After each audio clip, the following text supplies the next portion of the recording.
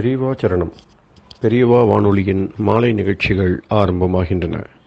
இன்றைய எமது நிகழ்ச்சிகள் நித்திய குரு பாதுகா பூஜா, ஸ்ரீ ரா கணபதி அவர்கள் எழுதிய புத்தகத்தின் ஒளிவடிவம், ஆன்மீக உரை, மகா பெரியவா மகிமை, உபன்யாசம். பெரியவா சரணம். பெரியவா சரணம். அடுத்த நிகழ்ச்சி நித்திய குரு பாதுகா பூஜை. शुक्लां भरदरं विष्णुं शशिवर्णं चतुर्भुजं प्रसन्नवदनं ध्यायेत् सर्वविघ्नोपशान्तये।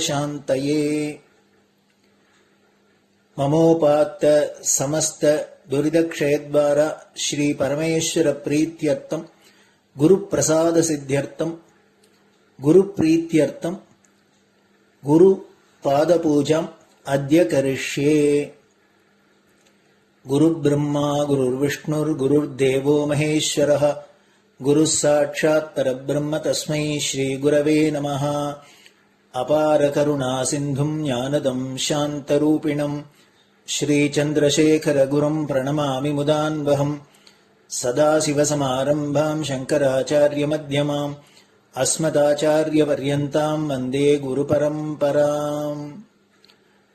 எல்லோரும் குருவை பெரிவாளை தியானம் பண்ணிண்டு அர்ச்சனை பண்ணுவோம். அஷ்டோத்திரம். பெரியவா அஷ்டோத்திரம் பல அஷ்டோத்திரங்கள் இருக்கு. அதுல எளிமையா சுலபமா எது இருக்கோ அதை நான் இப்ப சொல்றேன். எல்லோரும் இதை கேட்டுண்டே திருப்பி சொல்ல முடிஞ்சுவா சொல்லி சொல்லி பெரிவாளுக்கு பாதத்துல ஒவ்வொரு புஷ்பத்தை அர்ச்சனை பண்ணலாம். ओम श्री कांची कामकोटि पीठाधीश्वराय नमः. श्रीमत् चंद्रशेखरेन्द्र सरस्वती गुरुभ्यो नमः. संन्यासाश्रम शिखराय नमः. काषाय दंडधारिणे नमः. सर्वपीठापहारिणे नमः. स्वामिनाथ गुरवे नमः. करुणासागराय नमः. जगदाकर्षण शक्तिमते नमः. सर्वचराचर हृदयस्थाय नमः. ओम भक्त परिपालक श्रेष्ठाय नमः. धर्म परिपालकाय नमः. श्री जयेन्द्र सरस्वत्याचार्याय नमः. श्री विजयेन्द्र सरस्वती पूजिताय नमः. शिवशक्ति स्वरूपाय नमः. भक्ताभीष्ट प्रदायकाय नमः. ब्रह्मण्य पोषकाय नमः.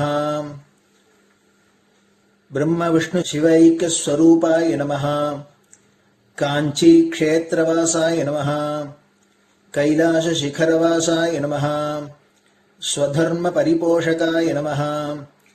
चातुर्वर्ण संरक्षकाय नमः. लोकरक्षण संकल्पाय नमः. ओम ब्रह्मनिष्ठापराय नमः. सर्वपापहराय नमः. धर्मरक्षक संतुष्टाय नमः. भक्तार्पितधन स्वीकर्त्रे नमः. सर्वोपनिषत् सारज्ञाय नमः. सर्वशास्त्रगम्याय नमः. सर्वलोक पितामहाय नमः.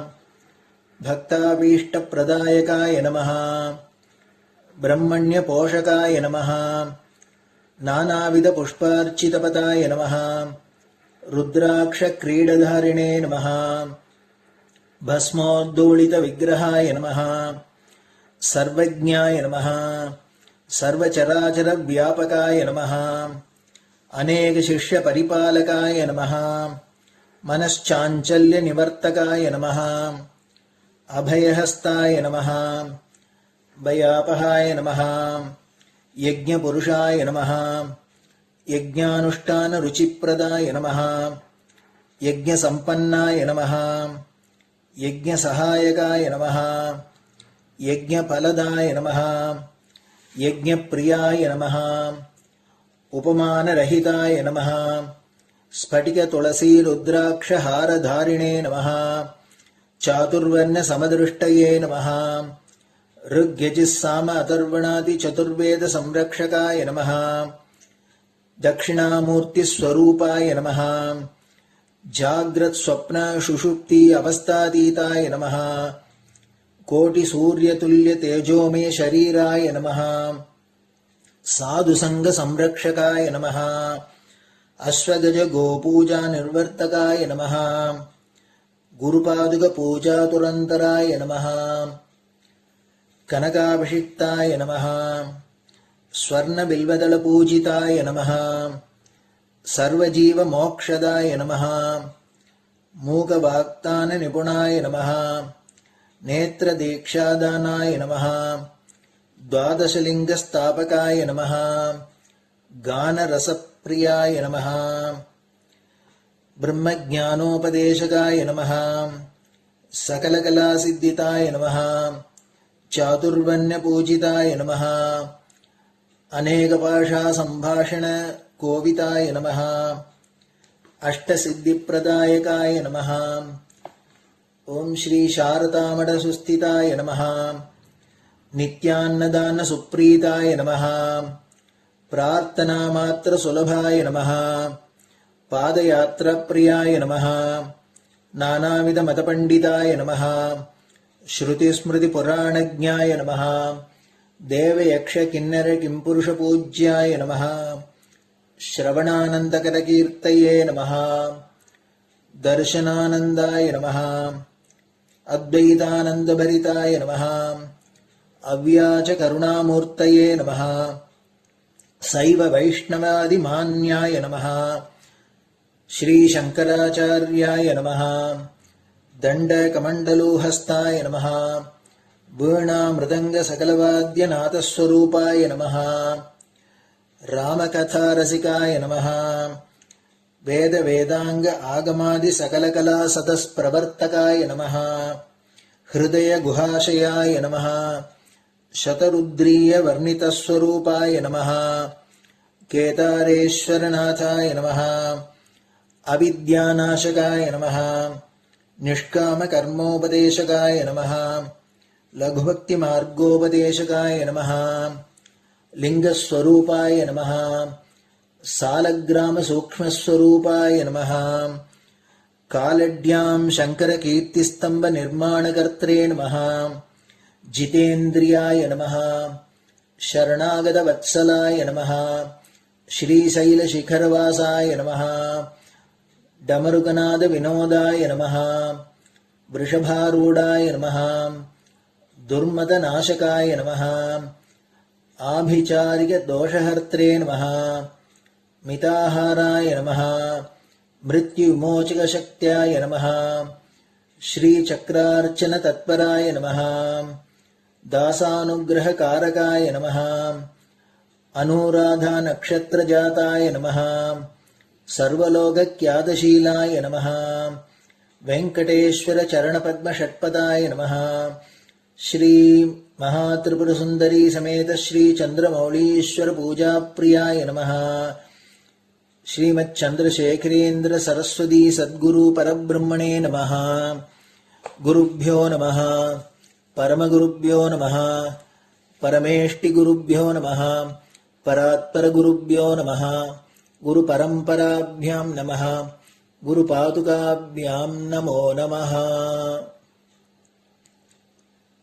அடுத்தது ஊதுபத்தி இருந்தா அதை காமிச்சு தூபம், நெய் தீபம் இருந்தா காமிச்சு அதை நெய் தீபம் தீபம் காமிச்சுட்டு நைவேத்தியம் வெத்தலைப்பாக்கு பழம் இதுலேருந்து ஆரம்பிச்சு அவளுக்கு எது சௌரியமோ அதுபடி நைவேத்தியம் பண்ணலாம். அதுக்கு அடுத்தது கற்பூர ஹாரத்தி பண்ணி எல்லோரும் பிரதட்சிண நமஸ்காரம் பண்ணி பெரியவாள்கிட்ட பிரார்த்தனை பண்ணிண்டு எல்லோரும் க்ஷேமமா இருக்கணும், லோகம் பரம மங்களமா சௌக்கியமா இருக்கணும், எல்லோரும் வியாதி வெக்க இல்லாத ஆயுராரோக்கிய ஐஸ்வர்யத்தோட சாந்தம் அமைதியோட ஞான வைராக்கியத்தோட எல்லோரும் நல்லவர்களாயிருந்து நன்மையை அடையணும்னு பிரார்த்தனை பண்ணி இந்த பூஜையை தினம் செய்யலாம். குரு பிரம்மா குருர் விஷ்ணுர் குருர் தேவோ மகேஸ்வரः குரு சாட்சாத் பரபிரம்ம தஸ்மை ஸ்ரீ குரவே நமஹ. அபார கருணா சிந்தும் ஞானதம் சாந்தரூபிணம் ஸ்ரீ சந்திரசேகர குரும் பிரணமாமி முதான்வகம். சதாசிவசமாரம்பாம் சங்கராச்சாரிய மத்யமாம் அஸ்மதாச்சாரிய பர்யந்தாம் வந்தே குரு பரம்பராம். குரு பாத பூஜை நிறைவடைஞ்சது. பெரியவா சரணம். பெரியவா சரணம்.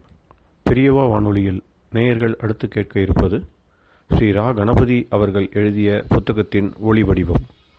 அளிப்பவர் ஸ்ரீமதி உமா சங்கர் அவர்கள். தேனினும் இனிய சொல்லான் தீச்சுடர் மேனி கொண்டான் ஊனுயிர்க்குயிரதான ஒன்றினைக் கலந்து நின்றான் ஏனினிக் கவலை நெஞ்சே இன்றுனக் அருள் செய்தான் இஞ்ஞானவான் காமகோட்டி நாதனை நம்புவோமே. ஜெய ஜெய சங்கர, ஹர ஹர சங்கர. மகாபெரியவாளின் உபன்யாசங்களை ரா கணபதி அண்ணா தெய்வத்தின் குரல் என்ற பெயரில் 7 பாகங்களாக தொகுத்து அளித்ததின் 5ஆம் பாகத்தின் அடுத்த பகுதி ஸ்ரீசங்கர சரிதம். அனைத்து மட்டத்தினருக்கும் ஆச்சாரியரான ஜகத்குரு. இப்படி கர்மா பக்திகளையும் சொல்லி அவற்றின் மூலமே ஞானத்திற்கு போகச் சொன்னவர் ஆச்சாரியாள். ஞானத்திற்காகவே கர்ம மார்க்கம், பக்தி மார்க்கம் ஆகியவற்றையும் ஸ்தாபித்தவர் அவர். அத்வைத்த ஞான மார்க்க ஆச்சாரியர் என்று மட்டுமே அவரை முடித்துவிடும் பரவலான அபிப்பிராயம் சரியில்லாத ஒன்றாகும். அத்வைத்தந்தான் முடிவான லட்சியம் என்று அவர் நிலைநாட்டி ஏராளமாக அதற்காகவே எழுதியிருப்பது வாஸ்தவம்தான். ஆனாலும் நிவிருத்தியில் போகக்கூடிய ஸ்வல்ப ஜனங்களுக்கே அது அனுஷ்டான சாத்தியமானது. யாராயிருந்தாலும் அத்வைத்தம்தான் சத்தியம் என்ற அடிப்படையாக ஒரு உறுதி இருக்கணும். அவர்கள் சாதனையில் முன்னேறி முடிவாக அடைய வேண்டியது அதுதான் என்பதால் பரமசத்தியமான அத்வைத்த ஸ்தாபனத்தை ஆச்சாரியாள் முக்கியமாக பண்ணினார். ஆனால் சகல ஜனங்களையும் உய்விக்க வந்த அவர் இப்படி ஸ்வல்பம் பேருக்கு வழி போட்டு கொடுத்ததோடு முடிந்து போய்விடவில்லை. மற்ற பிலாசபர்களுக்கும் ஆச்சாரியாளுக்கும் முக்கியமான வித்தியாசமே என்ன என்றால், அவர்கள் உசந்த லெவலில் இருப்பவர்கள் அனுபவித்து தெரிந்து கொள்ளவே பிலாசபி சொன்னார்கள். மற்றவர்களில் அறிவாளிகளாக இருக்கப்பட்டவர்கள் புத்தி விஷயமாக அந்த பிலாசபிகளை ஆராய்ந்து சந்தோஷப்படும்படி சொன்னார்கள்.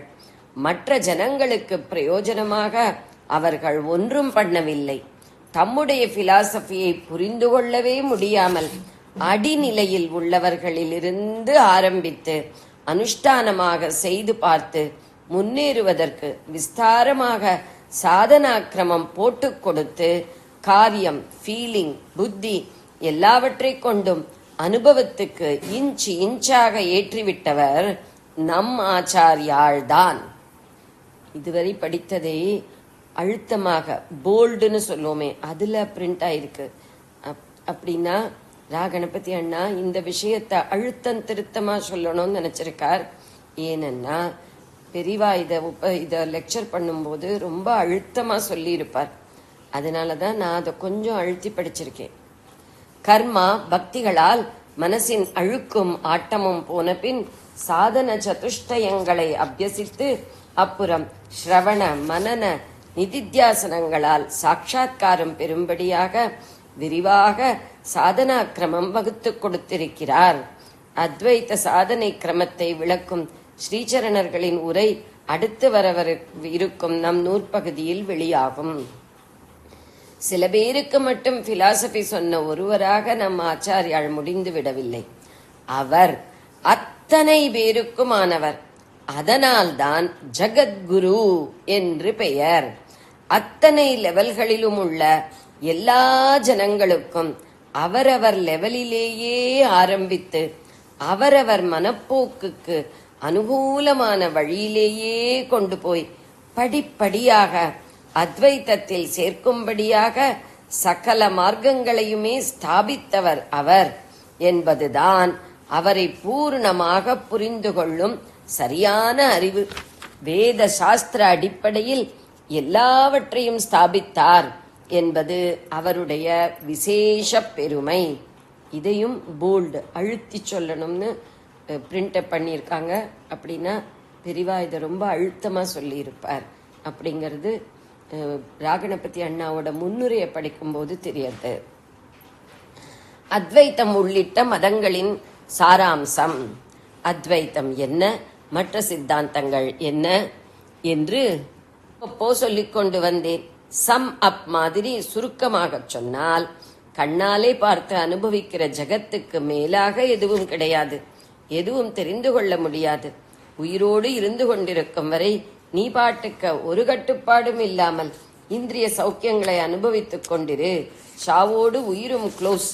ஆத்மா, புனர்ஜென்மா, ஸ்வர்க்கம், மோட்சம் என்பதெல்லாம் புரளி என்கிற சார்வாகம்தான் அக்னோஸ்டிசிசம் என்றும் மெட்டீரியலிசம் என்றும் சொல்வது. மெட்டீரியல், ஸ்பிரிச்சுவல் என்கிற எல்லாமே ஆதாரமில்லாத கல்பனை ஓட்டம்தான். வாஸ்தவத்தில் எல்லாம் சூன்யம்தான் என்கிறது பௌத்தம். அதில் 4 பிரிவு இருந்தாலும் முடிவில் எல்லாம் இந்த சூன்யத்தில் சேர்ப்பதுதான். அதை சொல்கிற பௌத்தம் நிகிலிசம். ஜைனர்களும் அரை பௌத்தர்கள்தான். அர்த்த வைநாசிகர் என்றே ஆச்சாரியாள் அவர்களை சொல்லியிருக்கிறார். எப்படி என்றால், பௌத்தர்கள் எதுவும் இல்லை இல்லை என்றால் இவர்கள் இருக்கவும் இருக்கலாம், இல்லாமலும் இருக்கலாம் என்பதால் எதையும் தீர்மானிக்க முடியாது என்று அவர்கள் சொல்வது செப்டிசிசம். சரீரத்தை ஒரே அடியாக துன்புறுத்தி கொண்டுதான் ஆத்மாவிலிருந்து கர்மாவை ஒட்ட பிழிந்தெடுத்து தள்ள முடியும் என்று அவர்கள் சொல்வது ஸ்டாய்சிசம். ஆத்ம விஷயமாக போகாமல், ஈஸ்வர பக்தியும் இல்லாமல் வேத கர்மாவை பண்ணியே ஸ்வர்கலோக சந்தோஷத்தை அடையச் சொல்லும் மீமாம்சையை சிரித்து வைதீகமான மெட்டீரியலிசம் என்று சொல்லலாமோ என்னவோ. உயிரை எந்த குண கர்ம கலப்பும் இல்லாமல் தனியாக பிரித்து காட்டும் சாங்கிய யோக சாஸ்திரங்கள் நான் டூயலிசம் என்று சொல்லப்படும் அத்வைத்தம் மாதிரி இருந்தாலும், இப்படி அநேக உயிர்கள் தனித்தனியாய் இருப்பதாக சொல்வதில் டூயலிசம், துவைத்தம் ஆகவும் வேடிக்கையாக இருக்கிறது. தர்க்கசாஸ்திர அறிவாராய்ச்சியாகவே உள்ள நியாய வைசேஷிகங்களை இன்டலெக்சுவலிசம் என்று சொல்லலாமோ என்னவோ. இந்த எல்லா சித்தாந்தங்களுமே அறிவு வழியிலானவைதான். சார்வாகர்களும் புத்தியால் விசாரித்துத்தான் ஆத்மா இல்லை, சுவாமி இல்லை, சாஸ்திரம் இல்லை என்கிறார்கள். இப்போதும் பகுத்தறிவுவாதிகள் என்றே சொல்லிக் கொள்கிறார்கள் அல்லவா. பக்தி மதங்களை பார்த்தால் சித்தாந்தம் என்று வரும்போது அறிவு ரீதியில் தான் கோட்பாடுகளை சொல்ல வேண்டும் என்று இருப்பதால் அவையும் சில இசம்களாக டூயலிசம் என்னும் துவைத்தம், குவாலிஃபைடு நான் டூயலிசம் எனப்படும் விசிஷ்டாத்வைத்தம் என்றெல்லாம் இருந்தாலும் அவற்றுக்கெல்லாம் தாய் சரக்கு என்ன? அவற்றின் சாதனா கிரமத்தில் உயிர் நிலையாயிருப்பது எது என்று பார்த்தால் பக்திதான், அதாவது அன்பு. மற்றதெல்லாம் அறிவு. இதுகள் அன்பு. மற்றவற்றில் இமோஷனுக்கு, உணர்ச்சிக்கு இடமில்லை. இது இமோஷன், பகவானை ஃபீல் பண்ண போவது, லவ். ஆச்சாரியாளின் அத்வைத்தத்தை என்னவென்று சொல்வது? அது ஒரு இசத்திலும் வராதது, வர முடியாதது. நான் டூயலிசம் என்பது கூட முழு உண்மையை சொல்லவில்லைதான். அத்வைத்தம் என்ற வார்த்தையும் கூடத்தான். அதைத்தானே அப்படியே நான் டூயலிசம் என்று மொழிபெயர்த்திருக்கிறது. நாமரகிதமான பிரம்மத்தை சொல்லும் தத்துவமும் நாமரகிதமானதுதான். பரமாத்மா வேறே, ஜீவாத்மா வேறே என்று துவைத்தமாக நினைப்பது சரியில்லை என்பதற்காக அத்வைத்தம் என்பதை தவிர அது என்னவாக இருக்கிறதோ அதை வைத்து பெயர் கொடுக்க முடியவில்லை. பரிபூர்ண தத்துவம் அதுதான். பரிபூர்ணத்தை, ஜீவனே சச்சித் ஆனந்த பரிபூர்ணமாவதை சொல்வது அது. அப்சல்யூட்டிசம் என்று அத்வைத்தத்தை சொல்லலாம் என்று ஒருத்தர் சொன்னார். எதையும் சார்ந்து இல்லாமல் தனக்கு தானே பூர்ணமாக இருக்கும் சத்தியத்தை அது சொல்வதால் இப்படி பேர் கொடுக்கலாம் என்றார். ஆனால் அது கூட எனக்கு சரியாய்ப்படவில்லை. இது எதையும் சார்ந்து நிற்காத சத்திய பூர்ணமாயிருப்பது மட்டுமில்லை, பாக்கி நமக்கு தெரிகிற அத்தனை அசத்திய அபூர்ணங்களும் இதை சார்ந்து இருப்பதாலேயே அவை இருக்கிற மாதிரி நமக்கு தெரிகின்றன.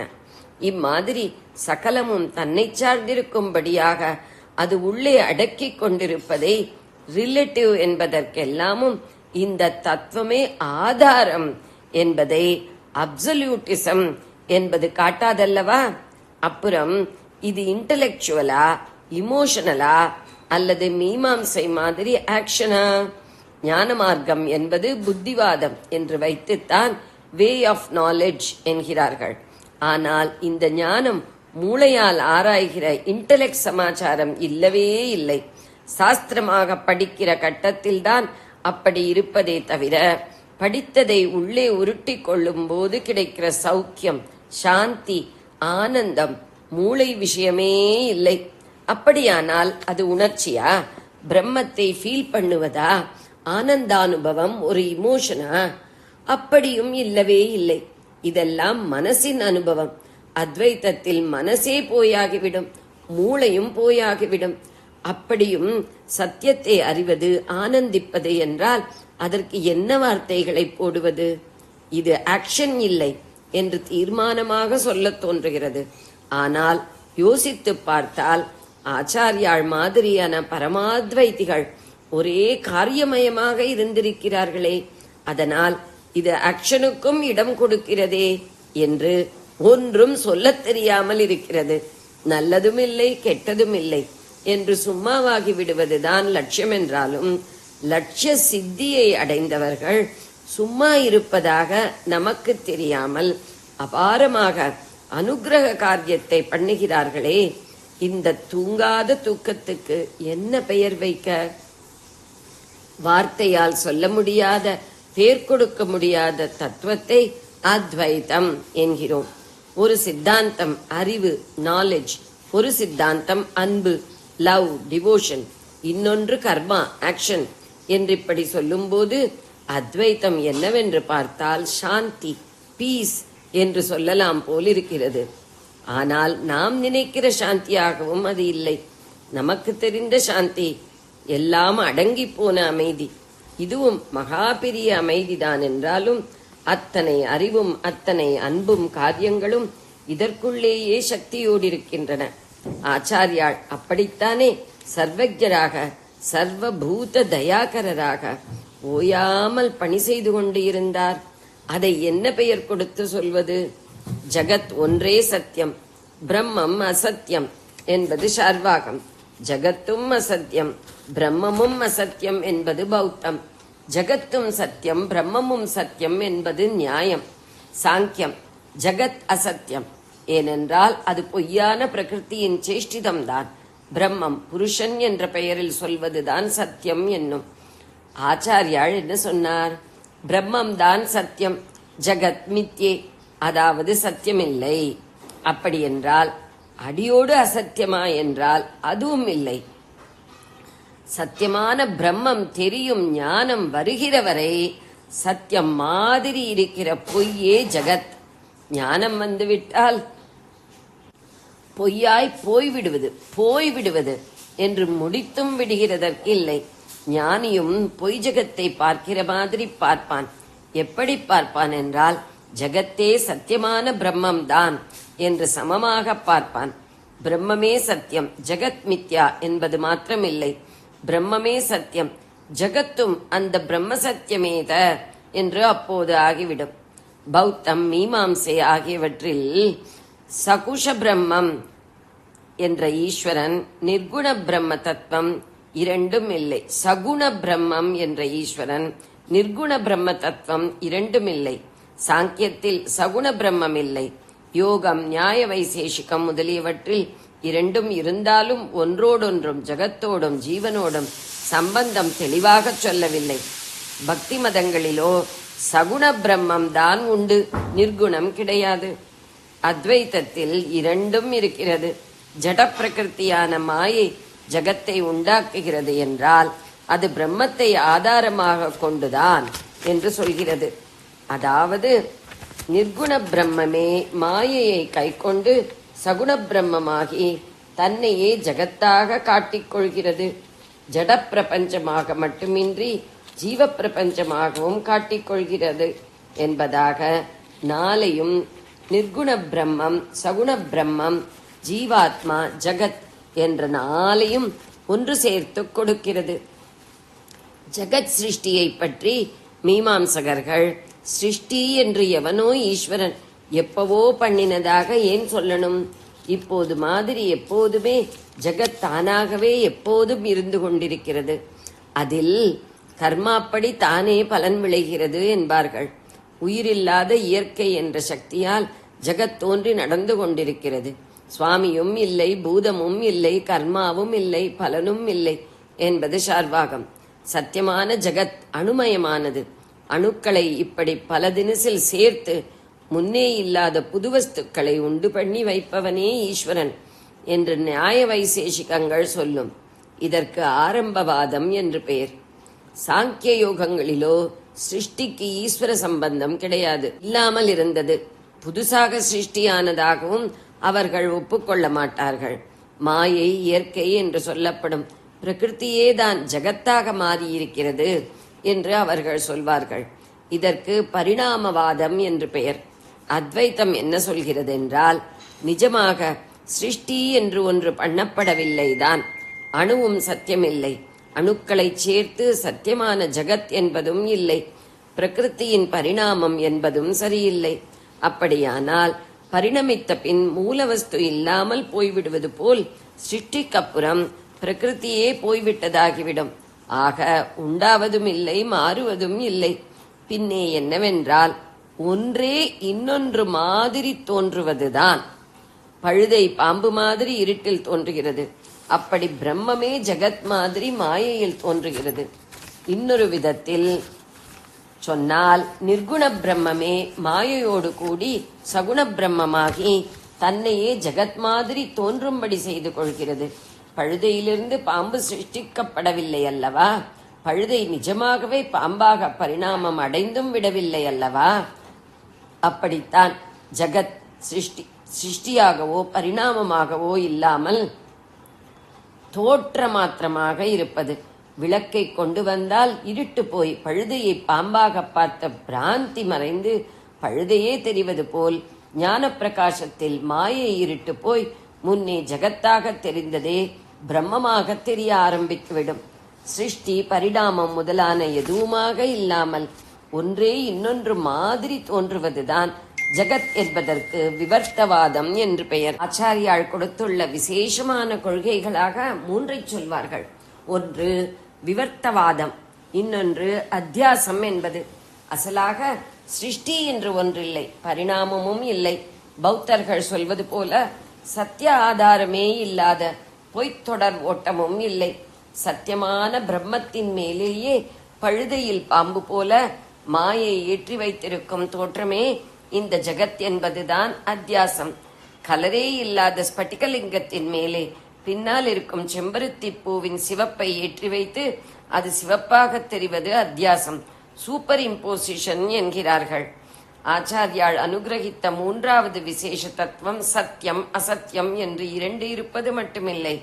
அஜ்ஞான தசையில் சத்தியம் மாதிரி இருந்து ஞான நிலையில் அசத்தியமாகிவிடும் ஒன்றும் உண்டு. அதற்கு பிராதிபாசிகம் என்று பெயர் என்பதாகும். மற்ற மதங்களுக்கும் அத்வைதத்திற்கும் உள்ள வித்தியாசங்களை சொன்னேன். வித்தியாசம் பார்க்காமல் அவற்றிலிருந்தும் ஆச்சாரியால் அநேகம் எடுத்துக் கொண்டிருக்கிறார். மீமாம்சகர்களின் கர்மாவிலிருந்து ஆரம்பித்து பௌத்தத்தில் ஜகத்தை அப்படியே அடித்து போடுவது வரை எல்லாவற்றுக்கும் ஆச்சாரியால் இடம் கொடுத்திருக்கிறார். பக்திக்கு நன்றாகவே நிறையவே இடம் வைத்திருக்கிறார். தத்துவ ஆராய்ச்சியில் நியாய வைசேஷிக சாங்கிய யோகங்களில் என்னவெல்லாம் பிரயோஜனப்படுமோ அவற்றை எடுத்துக் கொண்டிருக்கிறார். பாட்ட மீமாம்சகர்களின் 6 பிரமாணங்களையே தான் தாமும் கை கொண்டிருக்கிறார். தெய்வத்தின் குரல் 2ஆம் பகுதி, நியாயம் யுக்தி சாஸ்திரம் என்ற உரையில் பிரமாணங்கள் என்னும் பிரிவு பார்க்க. சாங்கியத்தை பற்றி கீதா பாஷ்யத்தில் ஒரு இடத்தில் அந்த சாஸ்திரம் பரமார்த்தத்தில் நமக்கு வித்தியாசமாக போனாலும் திரிகுணங்களையும் அவற்றை கொண்டு போக்தாவாயிருக்கும் ஜீவனை பற்றியும் அது சொல்வது பிரமாணமேயாகும் என்கிறார். 18வது அத்தியாயம் கீதை 19வது ஸ்லோகம். அவருடைய யோக தாராவளி பிரகரணத்தை பார்த்தால் அத்வைத்த லட்சியம்தான். ஆனாலும் அதற்கே பலவிதமான யோக சாதனைகளை எவ்வளவு டீப்பாக பிரயோஜனப்படுத்திக் கொள்கிறார் என்று தெரியும். தமிழிலேயே கூட யோக சாஸ்திரமாக ஒரு சின்ன உலா அவர் பெயரில் இருக்கிறது. சங்கராச்சாரியார் உலா என்ற அந்த புஸ்தகம் மெட்ராஸ் மேனுஸ்கிரிப்ட் லைப்ரரிக்காரர்கள் அச்சு போட்டிருக்கிறார்கள். எம்மதமும் சம்மதம் என்பது ஆச்சாரிய சித்தாந்தத்திற்கே பொருந்தும். ஒவ்வொரு மதத்திலும் ஒவ்வொரு நிலை வரை ஏற்றிவிடுவதற்கு சத்தியங்கள் இருக்கின்றன. அப்படி ஏறிப்போனால் கடைசியில் அத்வைத சாஸ்திரம் சிகரத்துக்கே ஏற்றி வைத்துவிடும். அவரை போல் தாம் கண்டனம் பண்ணிய சித்தாந்தங்களையே உபாயமாகவும் எடுத்துக்கொண்ட எவரும் இல்லை. அனுஷ்டானத்தில் தப்பு மதங்கள் இருக்கப்படாதென்று அவர் அயராமல் பாடுபட்டாலும் அறிவாராய்ச்சிக்கு எல்லா மத புஸ்தகங்களும் இருக்கத்தான் வேண்டுமென்று நினைத்தார் என்பதற்கு கதை சொல்வார்கள். ஜெயினனான அமரசிம்ஹன் அவரிடம் தோற்று போன பின் தான் எழுதிய புஸ்தகங்களை எல்லாம் நெருப்பில் போட்டுக் கொண்டிருந்தானாம். இதை ஆச்சாரியால் கேள்விப்பட்டதும், அடடா, சிந்தனா சக்தியில் தோன்றுகிற எதுவுமே அறிவாளிகளுக்காக எக்காலமும் ரட்சிக்கப்பட வேண்டியதாயிற்றே, இவன் ஏன் ஜைன புஸ்தகங்களை கொளுத்தணும் என்று நினைத்தாராம். அவனை தடுப்பதற்காக ஓடினாராம். அதற்குள் அவன் ஒரு புஸ்தகம் தவிர பாக்கி எல்லாம் சுவாகாவாக்கி விட்டானாம். கடைசியாக போட அவன் கையில் ஒரு புஸ்தகம் இருந்ததாம். ஆச்சாரியால் தான் அவன் கையை பிடித்து அதுவும் சுவாகாவாகாமல் ரட்சித்துக் கொடுத்தாராம். அதுதான் நிகண்டுவான கிராமர், அமரகோஷமாம். இக்கதை மேலும் விவரமாக தெய்வத்தின் குரல் முதற் பகுதியில் சுவாமி என்றால் குமாரசுவாமியே என்ற உரையில் காணலாம். அவர் நிராகரணம் பண்ணின 72 மதங்களில் பலவற்றுக்கு ஒரு புஸ்தகமும் இப்போது இல்லை. அவர் கண்டனம் பண்ணின பூர்வகால சூத்திர பாஷ்யங்கள் பிருத்வீதவர் போன்றவர்கள் பண்ணினவை நமக்கு கிடைக்கவில்லை என்றால் அவர்தான் அழித்து விட்டார் என்று அர்த்தமில்லை. அந்த புஸ்தகங்களை எழுதினவர்கள் அல்லது அனுசரித்தவர்களே ஆச்சாரியாளின் சத்திய சித்தாந்தம் வந்த பிற்பாடு அவை இருக்க வேண்டாம் என்று அழித்து விட்டார்கள் என்றுதான் அர்த்தம். அத்வைத்தம் மற்ற சித்தாந்தங்களுக்கும் இடம் கொடுப்பதால் தான் பரமாத்வைதிகளான வித்யாரண்ய சுவாமிகள், அப்பைய தீட்சிதர், வாசஸ்பதி மிஸ்ரர் போன்றவர்கள் மற்ற சித்தாந்தங்களை குறித்தும் புஸ்தகங்கள் எழுதியிருக்கிறார்கள். இது ஒரு பக்கம். இன்னொரு பக்கம் மாற்று சித்தாந்தக்காரர்களிலும் ஒரு சித்தாந்த முத்திரையும் குத்திக் கொள்ளாத பொது கவிகளிலும் கூட மகா அனுபவிகளாக இருந்தவர்கள் ஒரு உயர்ந்த நிலையில் அத்வைத சத்தியங்களையே கொட்டி இருக்கிறார்கள். புத்திபூர்வமாக மற்ற சித்தாந்திகள் அவ்வளவு பேரும் பிரதான சத்ருவாக தாக்குவதும் அத்வைத்தம்தான். அவர்களே அனுபவபூர்வமாக உச்சாணிக்கு போகும்போது தங்களை அறியாமலே பிரகடனம் பண்ணுவதும் அத்வைத்தம்தான். மத சித்தாந்திகள் கவிகள்தான் என்றில்லை. நவீன பௌத்திக விஞ்ஞானிகளில் கூட ரொம்ப பெரியவர்களாக உள்ள ஐன்ஸ்டைன், சர் ஜேம்ஸ் ஜீன்ஸ் போன்றவர்கள் அத்வைத்த பாஷையில் தான் பேசுகிறார்கள். பௌத்திக தாதுக்கள் எல்லாம் ஒன்றுக்கொன்று பேதமான வேறு வேறு வஸ்துக்கள் என்ற விஞ்ஞானம் இப்போது பழசாகிவிட்டது. புது சயின்ஸின்படி ஏகமான சக்தி ஒன்றின் விதவிதமான தோற்றம்தான் எல்லாமும். இந்த பௌத்திக பிரபஞ்சத்தில் எதுவும் தன்னில் தானாகவே சத்தியமாக இல்லாமல், அப்சல்யூட்டாக இல்லாமல், ஒன்றோடு ஒன்று சார்புப்படுத்தி பார்க்கும்போது சத்தியம் மாதிரி இருக்கும் ரிலேட்டிவ் ரியாலிட்டி உள்ளதுதான் என்று புது சயின்ஸ் சொல்வது ஆச்சாரியாளுடைய பிராதிபாசிக சத்திய கொள்கையின் ஒரு ரூபம்தான். இப்படி சகல மதசாரமாகவும் மதத்திற்கு விரோதமானது என்றே நினைக்கும் சயின்ஸுக்கும் கூட சாரமாகவும் உள்ள பூர்ண சித்தாந்தத்தை ஆச்சாரியாள் அனுகிரகித்திருக்கிறார். எல்லா இடத்திற்கும் திக்விஜயம் பண்ணி அந்த சித்தாந்தத்தை வர்ஷித்து சாந்தமும் பிரேமையும் ஆனந்தமும் எங்கேயும் எல்லாரிடமும் நிறைந்திருக்கும்படி பண்ணினார். ஆச்சாரியாள் என்றால் சாந்தம், பிரேமை, ஆனந்தம் என்றுதான் அர்த்தம். அந்த மூன்றையும் சேர்த்துத்தான் ஷம் என்பது. ஷம் கரர் செய்த ஷம், ஒற்றுமை என்பது அதுதான். ஒன்றாக போய்விடுவது ஒற்றுமை என்றால் சுவாமியோடு ஒன்றாய் விடுவது மட்டுமில்லை, அதே சுவாமிதானே இத்தனையும் என்பதால் ஜீவ சமூகம் முழுதோடும் ஒன்றாய் விடுவதும் தான். ஒருமைப்பாடு ஒருமைப்பாடு என்று சொல்வதை இப்படி அத்வைத அடிப்படையால் நிஜமாக ஏற்படுத்தினார். எல்லோரும் பிரேமையில், இது மறுபடியும் அழுத்தமாக பிரிண்ட் செய்யப்பட்டுள்ளது, கொஞ்சம் பலமாக படிக்கிறேன். எல்லோரும் பிரேமையில் சாந்தியில் ஒன்றாக போகவே ஆச்சாரியாள் அப்பப்போ அவர் விஷயமாக ஆராய்ச்சி என்று இறங்கி எந்த காலத்தில் பிறந்தார், எங்கெங்கே போனார், என்னென்ன பண்ணினாரா இல்லையா என்றெல்லாம் பார்ப்பதில் அபிப்பிராய பேதங்கள் புறப்படுவதை பார்க்கும்போது ஆச்சாரியாள் சமாதானத்துக்கே வந்தார். ஆராய்ச்சி என்று எதையாவது கிளப்பி அவர் விஷயமாகவே சர்ச்சை சண்டை என்று கிளப்பிவிட்டால் இதைவிட அபச்சாரம் இல்லை போலிருக்கே என்று கூட தோன்றுகிறது. தோன்றியதை சொல்லணுமாதலால் சொன்னேன். நாம் ஆராய்ச்சியால் கண்டுபிடிப்பதை எல்லாம் விட முக்கியம் அவர் பெயரில் நாம் அத்தனை பேரும் பிரேமையில் ஒற்றுமையாயிருப்பதுதான். அப்போதுதான் நாம் நிஜமான ஆச்சாரிய சிஷ்யர்கள். ஜெய ஜெய சங்கர, ஹர ஹர சங்கர. பெரியவா சரணம். இந்நிகழ்ச்சியின் அடுத்த பகுதி நாளை மாலை இதே நேரத்தில் ஒளிபரப்பாகும். பெரியவா சரணம். பெரியவா சரணம். பெரியவா வானொலியில் நேயர்கள் அடுத்து கேட்க இருப்பது திரு கவிக்கண்ணன் அவர்களின் ஆன்மீக உரை. பெரியவா சரணம். ராம் ராம். ஸ்ரீ குருப்யோ நமஹ. ஜெய ஜெய சங்கர, ஹர ஹர சங்கர.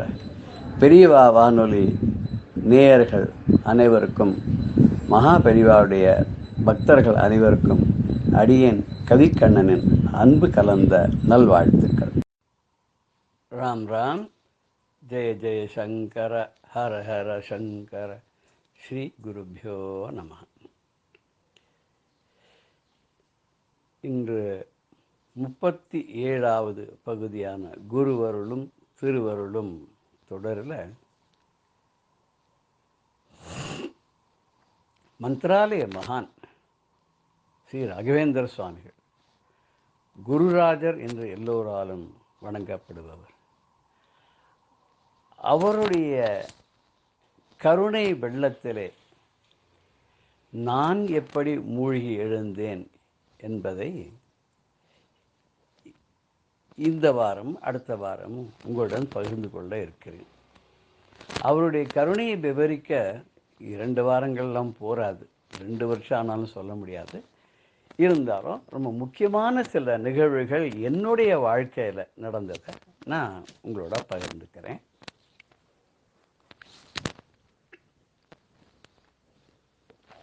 அத்வைத்த சித்தாந்தத்தை ஃபாலோ பண்ணுற குடும்பத்தில் பிறந்து விசிஷ்டாத்வைத சித்தாந்தத்தை ஃபாலோ பண்ணுறவாளோட வீட்டில் வளர்ந்து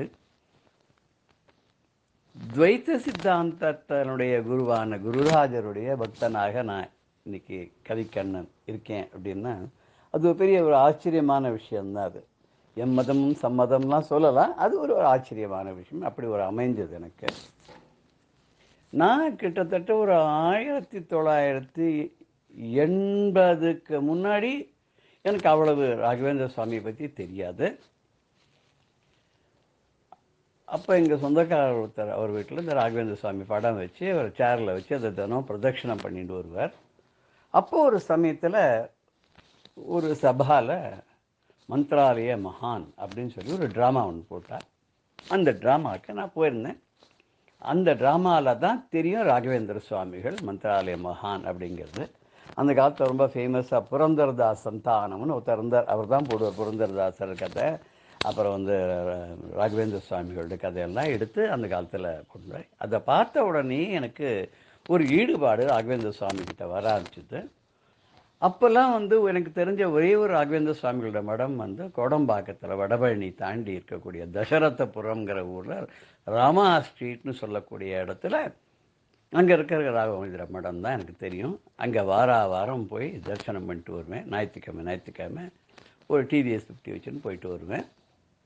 ஒரு சந்தர்ப்பத்தில் அங்கே இருக்கிற பட்டர் என்ன பண்ணார்னா ஒரு பெரிய படம், அது 3 அடிக்கு 2 அடி ராகவேந்திர சுவாமியோட படம், அருமையான படம். அந்த மாதிரி படம் இன்றைக்கி கிடைக்கவே கிடைக்காது. அது வந்து கொண்டையராஜன் அவர் வரைஞ்சது. ரொம்ப அபூர்வமான படம். அது சிரிச்சுண்டு அந்த மாதிரி ராகவேந்திரர் பார்க்கவே முடியாது. அவர் என்கிட்ட ஒரு ரோல் அந்த படத்தை கொடுத்து, நீங்கள் வாரம் வந்து தரிசனம் பண்ணியிருக்கேன், எனக்கு என்னவோ இந்த படம் கொடுக்கணும்னு தோணுச்சு. யாரோ 108 படம் பண்ணி விநியோகத்துக்கு கொடுத்தா 2 தான் மிச்சம், 1 நான் வச்சுட்டுருக்கேன், 1 உங்களுக்கு கொடுங்க அப்படின்னு. நாங்கள் அந்த சந்தர்ப்பத்தில் ஒரு சின்னதாக ஒரு எல்ஐஜி ஃப்ளாட்டில் கொடுத்தனம் பண்ணிட்டு இருந்தோம். அந்த வீட்டில் நான் சொன்னேன், இவ்வளோ பெரிய படத்தை கொண்டு போய் வைக்கிறது எனக்கு வேண்டான்னு சொல்கிறதுக்கும் மனசு கஷ்டமாக இருக்குது. ஆனால் சுருட்டி கொண்டு போய் வச்சாலும் பூச்சி அரிச்சிடும், படம் போட்டு வைக்கிறதுக்கும் இடம் இல்லாத இருக்குது அப்படின்னு சொன்னோன்னே அவர் என்ன சொன்னார், எங்கிட்டயே இருக்கட்டும், உங்களுக்கு என்னைக்கு சௌரியப்படுதோ அப்போ எடுத்துங்க, ராயர் என்னைக்கு உங்கள் வீட்டுக்கு வரணும்னு நினைக்கிறாரோ அன்றைக்கி அவர் வருவார், ஆனால் இது உங்களுக்கு தான் அப்படின்னு சொல்லி மேலே ஒரு இதில் அலமார் மாதிரி இருந்து அதில் வச்சு விட்டார். இது நடந்தது 1983 வருஷத்தில் ஜனவரி மாதத்தில் பொங்கல் சந்தர்ப்பத்தில். அதுக்கப்புறம் பிப்ரவரி மாதத்தில் நான் வந்து அலுவலக சம்பந்தமாக வெளியூர் போகும்படியாக கர்நாடகாவில் இங்கே பிஜப்பூர்லாம் தாண்டி எங்கேயோ ஒரு இடத்துல இருக்கேன். அப்போ திடீர்னு எனக்கு வந்து அங்கே இருக்கிற என்னுடைய அலுவலகத்துக்கு சென்னையிலேருந்து எங்கள் ஹெட் ஆஃபீஸ் மூலமாக தகவல் வந்து உடனே வந்து சேரவும் தகப்பனாருக்கு உடல்நிலை சரியில்லை. சரின்னு அங்கேருந்து என்னென்ன டிரான்ஸ்போர்ட்லாம் இருக்குமோ அத்தனையும் லாரியில், டாக்ஸியில், அதில் இதுலன்னு சொல்லி அங்கேருந்து ஒரு மாதிரி பிடிச்சி சென்னைக்கு வந்தாக்க என்னுடைய தகப்பனாருக்கு வயிற்றில் ஏதோ பிளாக்கேடு இருந்து எதுவுமே சாப்பிட முடியாத நிலைக்கு போய் எக்ஸ்ரேலாம் எடுத்து பார்த்தா வயிற்றுக்குள்ளே பெருங்குடலில் பெரிய ஒரு பிளாக்கேடு இருக்குது, அதை இம்மீடியட்டாக ரிமூவ் பண்ணணும், அது பிள்ளை வந்தால் தான் கையெழுத்து போட்டால் தான் பண்ணுவேன்னு விட்டார் டாக்டர். உடனே அதை ஏற்பாடெல்லாம் பண்ணினோம். பண்ணி கிட்டத்தட்ட ஒரு டானா ஷேப்பில் வயிற்றில் மார்பிலேருந்து கீழே அடி வயிறு வரைக்கும் கட் பண்ணி ரைட் சைடு ஒரு 4 இன்ச்சு, மொத்தம் கிட்டத்தட்ட 14 இன்ச்சு வரைக்கும் கட் பண்ணி அது தையெல்லாம் போட்டு எல்லாம் பண்ணியாச்சு. சரி, மயக்கமெல்லாம் தெளிஞ்சது அப்படின்னு பார்த்தா திடீர்னு அவருக்கு விக்கல் வந்துடுது. விக்கல் வந்து நிற்கவே இல்லை, அதுக்கு உண்டான மருந்து சென்னையில் எங்கேயுமே கிடைக்கவே இல்லை. அந்த விக்கல் ஜாஸ்தியாக என்ன ஆச்சுன்னா தையல் முழுக்க பிரிஞ்சுடுத்து. தையல் முழுக்க பிரிஞ்ச உடனே உடல்லாம் வெளியில் தெரிய ஆரம்பித்தா என்ன பண்ணுறதுன்னா டாக்டர் வந்து பார்த்துட்டு, ஐயோ இனிமேல் உண்மையாக பண்ண முடியாது, இது வந்து அந்த புண்ணு ஆறதுக்கு முன்னாடி மறுபடியும் தைக்கிறதுங்கிறதும் நடக்கிற காரியம் இல்லை, இது வந்து கடவுளாக காப்பாற்றினா தான் உண்டு, நீங்கள் சுவாமியை வேண்டிங்க எல்லாருக்கும் சொல்லுங்கன்னு சொல்லிட்டு போயிட்டார். நான் நேராக வீட்டுக்கு வந்து ராயர்கிட்ட வேண்டினேன், உங்கள் படத்தை கொண்டு வரலங்கிறதுக்காக எனக்கு இந்த பனிஷ்மெண்ட்டா, அப்பாவை நல்லபடியாக தயவு பண்ணி கொண்டு விடுவாங்க வீட்டுக்கு, எங்கள் அம்மாவுக்கு மங்கல்ய பிச்சை கொடுங்க, உமக்கு எம்மையில ஏதாவது கோபம் வந்தால் எனக்கு ஏதாவது தண்டனை கொடுங்க, அப்பாவுக்கோ அம்மாவுக்கோ கொடுக்காதீங்க அப்படின்னு வேண்டின்னு நான் வந்துவிட்டேன். எப்படி இருந்தாலும் டாக்டர் சொன்ன கெடு பிரகாரம் 24 மணி நேரத்துக்குள்ளே என்ன வேணாலும் ஆகலாம், நான் யாராவது இருந்தால் சொல்லி அனுப்புங்க, நான் வீட்டுக்கு வந்துவிட்டேன். நான் அன்றைக்கே நான் போகல, அதுக்கு அடுத்த நாளும் போகல. இது திங்கள் செவ்வாய் புதன் போவே இல்லை. புதன்கிழமை சாயங்காலம் என்னுடைய மைத்துனர் வந்தார். வந்து, உங்களுக்கு விஷயம் தெரியுமா, அப்பாவுக்கு வந்து விக்கெல்லாம் நின்றுடுத்து, அப்பா எல்லாருமே அவரை இனிஷியல் தான் சொல்லுவா, டிகேஆர் அப்படின்னு தான் சொல்லுவா. சின்ன குழந்தையிலேருந்து டிகேஆருங்கும், சில குழந்தை டிகேஆர் தாத்தான்னு வேற சொல்லும். இது நடந்தபோது அவருக்கு 67 வயசு. அது மாதிரி டிகேஆருக்கு வந்து விக்கெல்லாம் நின்றுடுத்து. இன்றைக்கி வந்து அந்த டாக்டருக்கு ஃபாரின்லேருந்து ஒரு ஸ்ப்ரே ஒன்று வந்திருக்கு, அந்த ஸ்ப்ரேயை நல்லா அடித்து விட்டாலே அந்த பேஸ்ட் மாதிரி அந்த தையல் போட்ட இடத்துல அப்படியே ஒட்டின்னுடுமா, இன்றைக்கி 11 மணிக்கு பண்ண போகிறார் அப்படின்னு. சரி, நான் ஆஸ்பத்திரிக்கு போனேன். 11 மணிக்கு அவருக்கு அந்த ஸ்ப்ரே பண்ணி அந்த பேண்டேஜ் மாதிரி அதை பண்ணி ஆஸ்பத்திரியில் அதில் வந்து வார்டுக்கு மெதுவாக கொண்டு வந்தார். ஒரு 10 நாள் ஆஸ்பத்திரியில் இருந்தார். அங்கே நிறைய பேர் உபகாரம் பண்ணால் அந்த சமச்சரத்தில் எனக்கு வந்து ஹெல்ப் பண்ணுவா, எத்தனையோ பேர்னு அது கணக்கில் அடங்காத பேர்லாம் ஹெல்ப் பண்ணால். இது முடிஞ்சது, பேண்டேஜெல்லாம் போட்டாச்சு. அதுக்கப்புறம் அவரை மாடியில் 2வது மாடியில் தான் ரூம் கொடுத்துருந்தது. வேடிக்கை என்னென்னா, ஒரு வீல் சேர்லையோ ஸ்ட்ரெச்சர்லேயோ இறங்கி வரல, தானாகவே படியில் இறங்கி கீழே வந்து காரில் ஏறி வீட்டுக்கு வந்தார். அதை பார்த்த டாக்டரே ரொம்ப சந்தோஷப்பட்டுட்டார். ஆச்சரியம் வேறு அவருக்கு, எப்படி இவருக்கு இந்த மாதிரி ஆச்சுன்னு. அதுக்கப்புறம் இன்னொரு டெவலப்மெண்ட் என்னன்னாக்கா, அது பயாப்சியில் கேன்சர் அப்படின்னு சொல்லிட்டா, அட்வான்ஸ் ஸ்டேஜ் ஆஃப் கேன்சர்ன்ட்டா. இது வந்து பிட்வீன் டெவில் அண்ட் டீப் சீங்கிற கதையாகிடுது. அப்போ அந்த டாக்டர் சொன்ன, நான் இதுக்கு கேன்சர் ட்ரீட்மெண்ட் பண்ணேன்னா அந்த காலத்துலேயே 2 லட்சம் 3 லட்சம் ஆகும், அதனால் நீ வந்து கேன்சர் இன்ஸ்டியூட்டில் வேணா ட்ரை பண்ணுன்னார். அப்போ என்னுடைய மாமனார் கேன்சர் இன்ஸ்டியூட்டில் மெடிக்கல் டிபார்ட்மெண்ட்டில் ஆனரரியாக ஒர்க் பண்ணிட்டு இருந்தார். அவருக்கு அங்கே பெரியவா எல்லாரையும் நன்னா தெரியுன்றதுனால அவருடைய சிபாரிசின் பேரில் எங்கள் அப்பாவுக்கு ஒரு 6 மாதம் ட்ரீட்மெண்ட் கொடுத்தாவா. என்ன ட்ரீட்மெண்ட்னா, இந்த வயசில் எதுவும் வேண்டாம், வெறும் கேப்சியூல் தான்.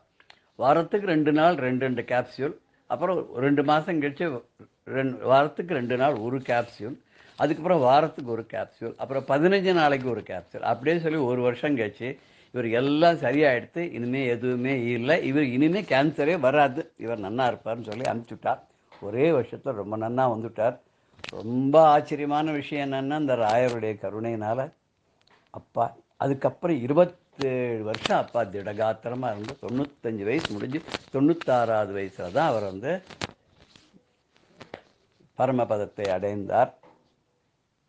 இது வந்து உலக மகா அதிசயம் அப்படின்னு சொன்னால், இது நம்பிக்கைக்கு அவளுடைய நம்பிக்கையை பொறுத்து தான் இது இருக்குது.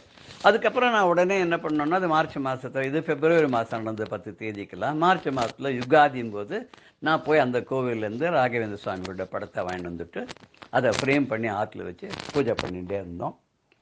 அது இன்னி வரைக்கும் அவர் தான் இங்கே இருந்துட்டுருக்கார். பிரத்யக்ஷ தெய்வமாக வீட்டில் இருந்து எங்களுக்கு அருள் பண்ணின்னு இருக்கார். எங்களை காக்கும் தெய்வமாக இருக்கார். எங்களுக்கு 2 பேர் தான். ஒன்று காஞ்சி மகாபெரிவா, 2வது ராகவேந்திர சுவாமிகள். 2 பேர் 2 கண்ணாக இருந்து எங்களுக்கு 2 பக்கமும் பக்க பலமாக இருந்து எங்களை காப்பாற்றின்னு இருக்கா.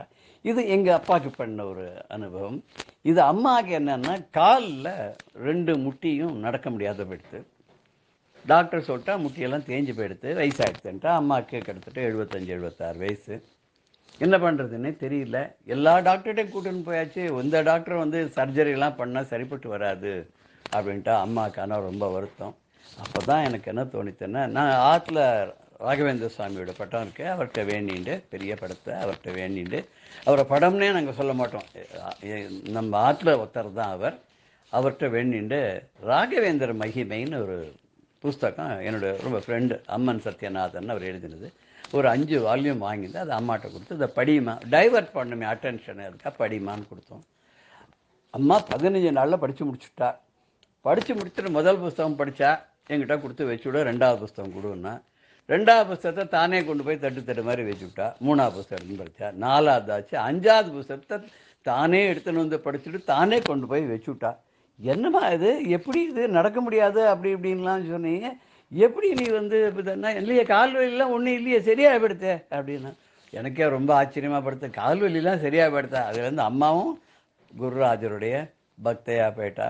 எல்லாம் குருராஜர் தான் அப்படின்னு சொல்லிட்டு அவர் நினச்சிட்டாருன்னா, நம்ம ஆஞ்சநேய சுவாமிக்கு சொல்கிறது, அசாத்திய சாதகம் சுவாமி அசாத்தியம் தவ கிம்பதன்.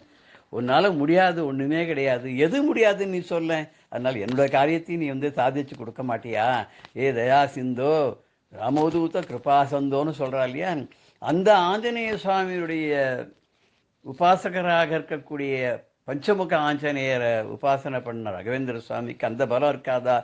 அவருடைய கருணை நமக்கு கிடைச்சிடுத்தோன்னு சொன்னால் எதை வேணாலும் வெல்லலாமே, கவலையே பட வேண்டாமே. இன்று வரை எங்களுடைய குடும்பத்திற்கு சேம நலங்களை எல்லாம் பார்த்து கொண்டிருக்கக்கூடிய அந்த பிரகலாதராயருடைய மறுவதாரமான, வியாசராயருடைய புனரவதாரமான ஸ்ரீ ராகவேந்திர சுவாமிகள் இந்த க்ஷணம் பரியந்தம் உங்களோட நான் பேசுகிறேனே, பகிர்ந்துக்கிறேனே, இதுவும் அவருடைய கருணையினால், அவருடைய அருணால தான் அப்படின்றது அந்த குருவருளை திருவருளாக மாற்றி எங்களுக்கு மழையாக பொழிந்து கொண்டிருக்கக்கூடிய குருராஜருடைய கருணையின் சின்னமாக இன்னும் பல நிகழ்வுகளை நாம் வருகிற வாரங்களிலே, எப்படி என்னுடைய துணைவியாருக்கு அவருடைய கருணை கிடைத்தது, எனக்கு எப்படி அவர் விளையாடி இருக்கிறார், அதன் பிறகு என்னுடைய மகனுக்கு எப்படி அவர் கருணை புரிந்திருக்கிறார் என்பதையெல்லாம் வருகின்ற வாரங்களிலே நம்ம பார்க்க இருக்கிறோம். அதுவரை ஜெய ஜெய சங்கர ஹர ஹர சங்கர ஸ்ரீ குருப்யோ நமஹ. ராம் ராம். வாழ்க வளமுடன். பெரியவா சரணம். இந்நிகழ்ச்சியின் அடுத்த பகுதி நாளை மாலை இதே நேரத்தில் ஒளிபரப்பாகும். பெரியவா சரணம். பெரியவா சரணம். அடுத்த நிகழ்ச்சி மகா பெரியவா மகிமை உபன்யாசம்.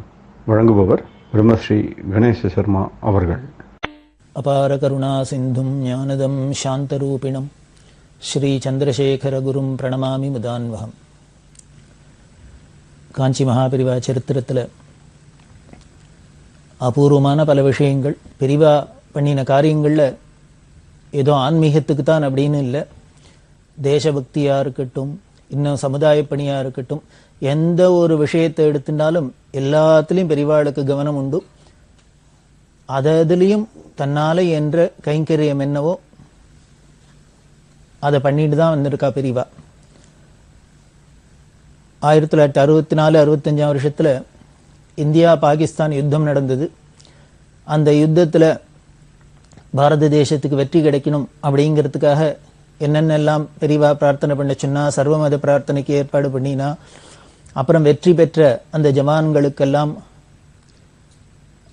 என்னென்னலாம் சன்மானம் கொடுத்தா, தங்க கிண்ணத்தில் தேன் பிரசாதம் கொடுத்தா, அந்த வெற்றிக்காக ஹனுமான் சாலிசா பாராயணம் பண்ண சொன்னா, இப்படி பல விஷயங்களை பார்த்தோம். அதே மாதிரி 1965 வருஷம் நவம்பர் மாதம் 1ஆம் தேதி பெரியவா பத்திரிகையில் ஒரு அறிக்கை வெளியிட்டா. இந்த அறிக்கை எதுக்கு? அப்போ யுத்தம் நடந்ததுனால அந்த யுத்த காலத்தில் ஒரு நெருக்கடி இருக்கும், பொருளாதார நெருக்கடியெல்லாம் இருந்த சமயமாக இருந்ததுனால அப்போ பிரதம மந்திரியாக இருந்த ஸ்ரீ லால் பகதூர் சாஸ்திரி என்ன சொல்லியிருந்தார், நாட்டு மக்களுக்கெல்லாம் ஒரு அறிக்கை விட்டிருந்தார்.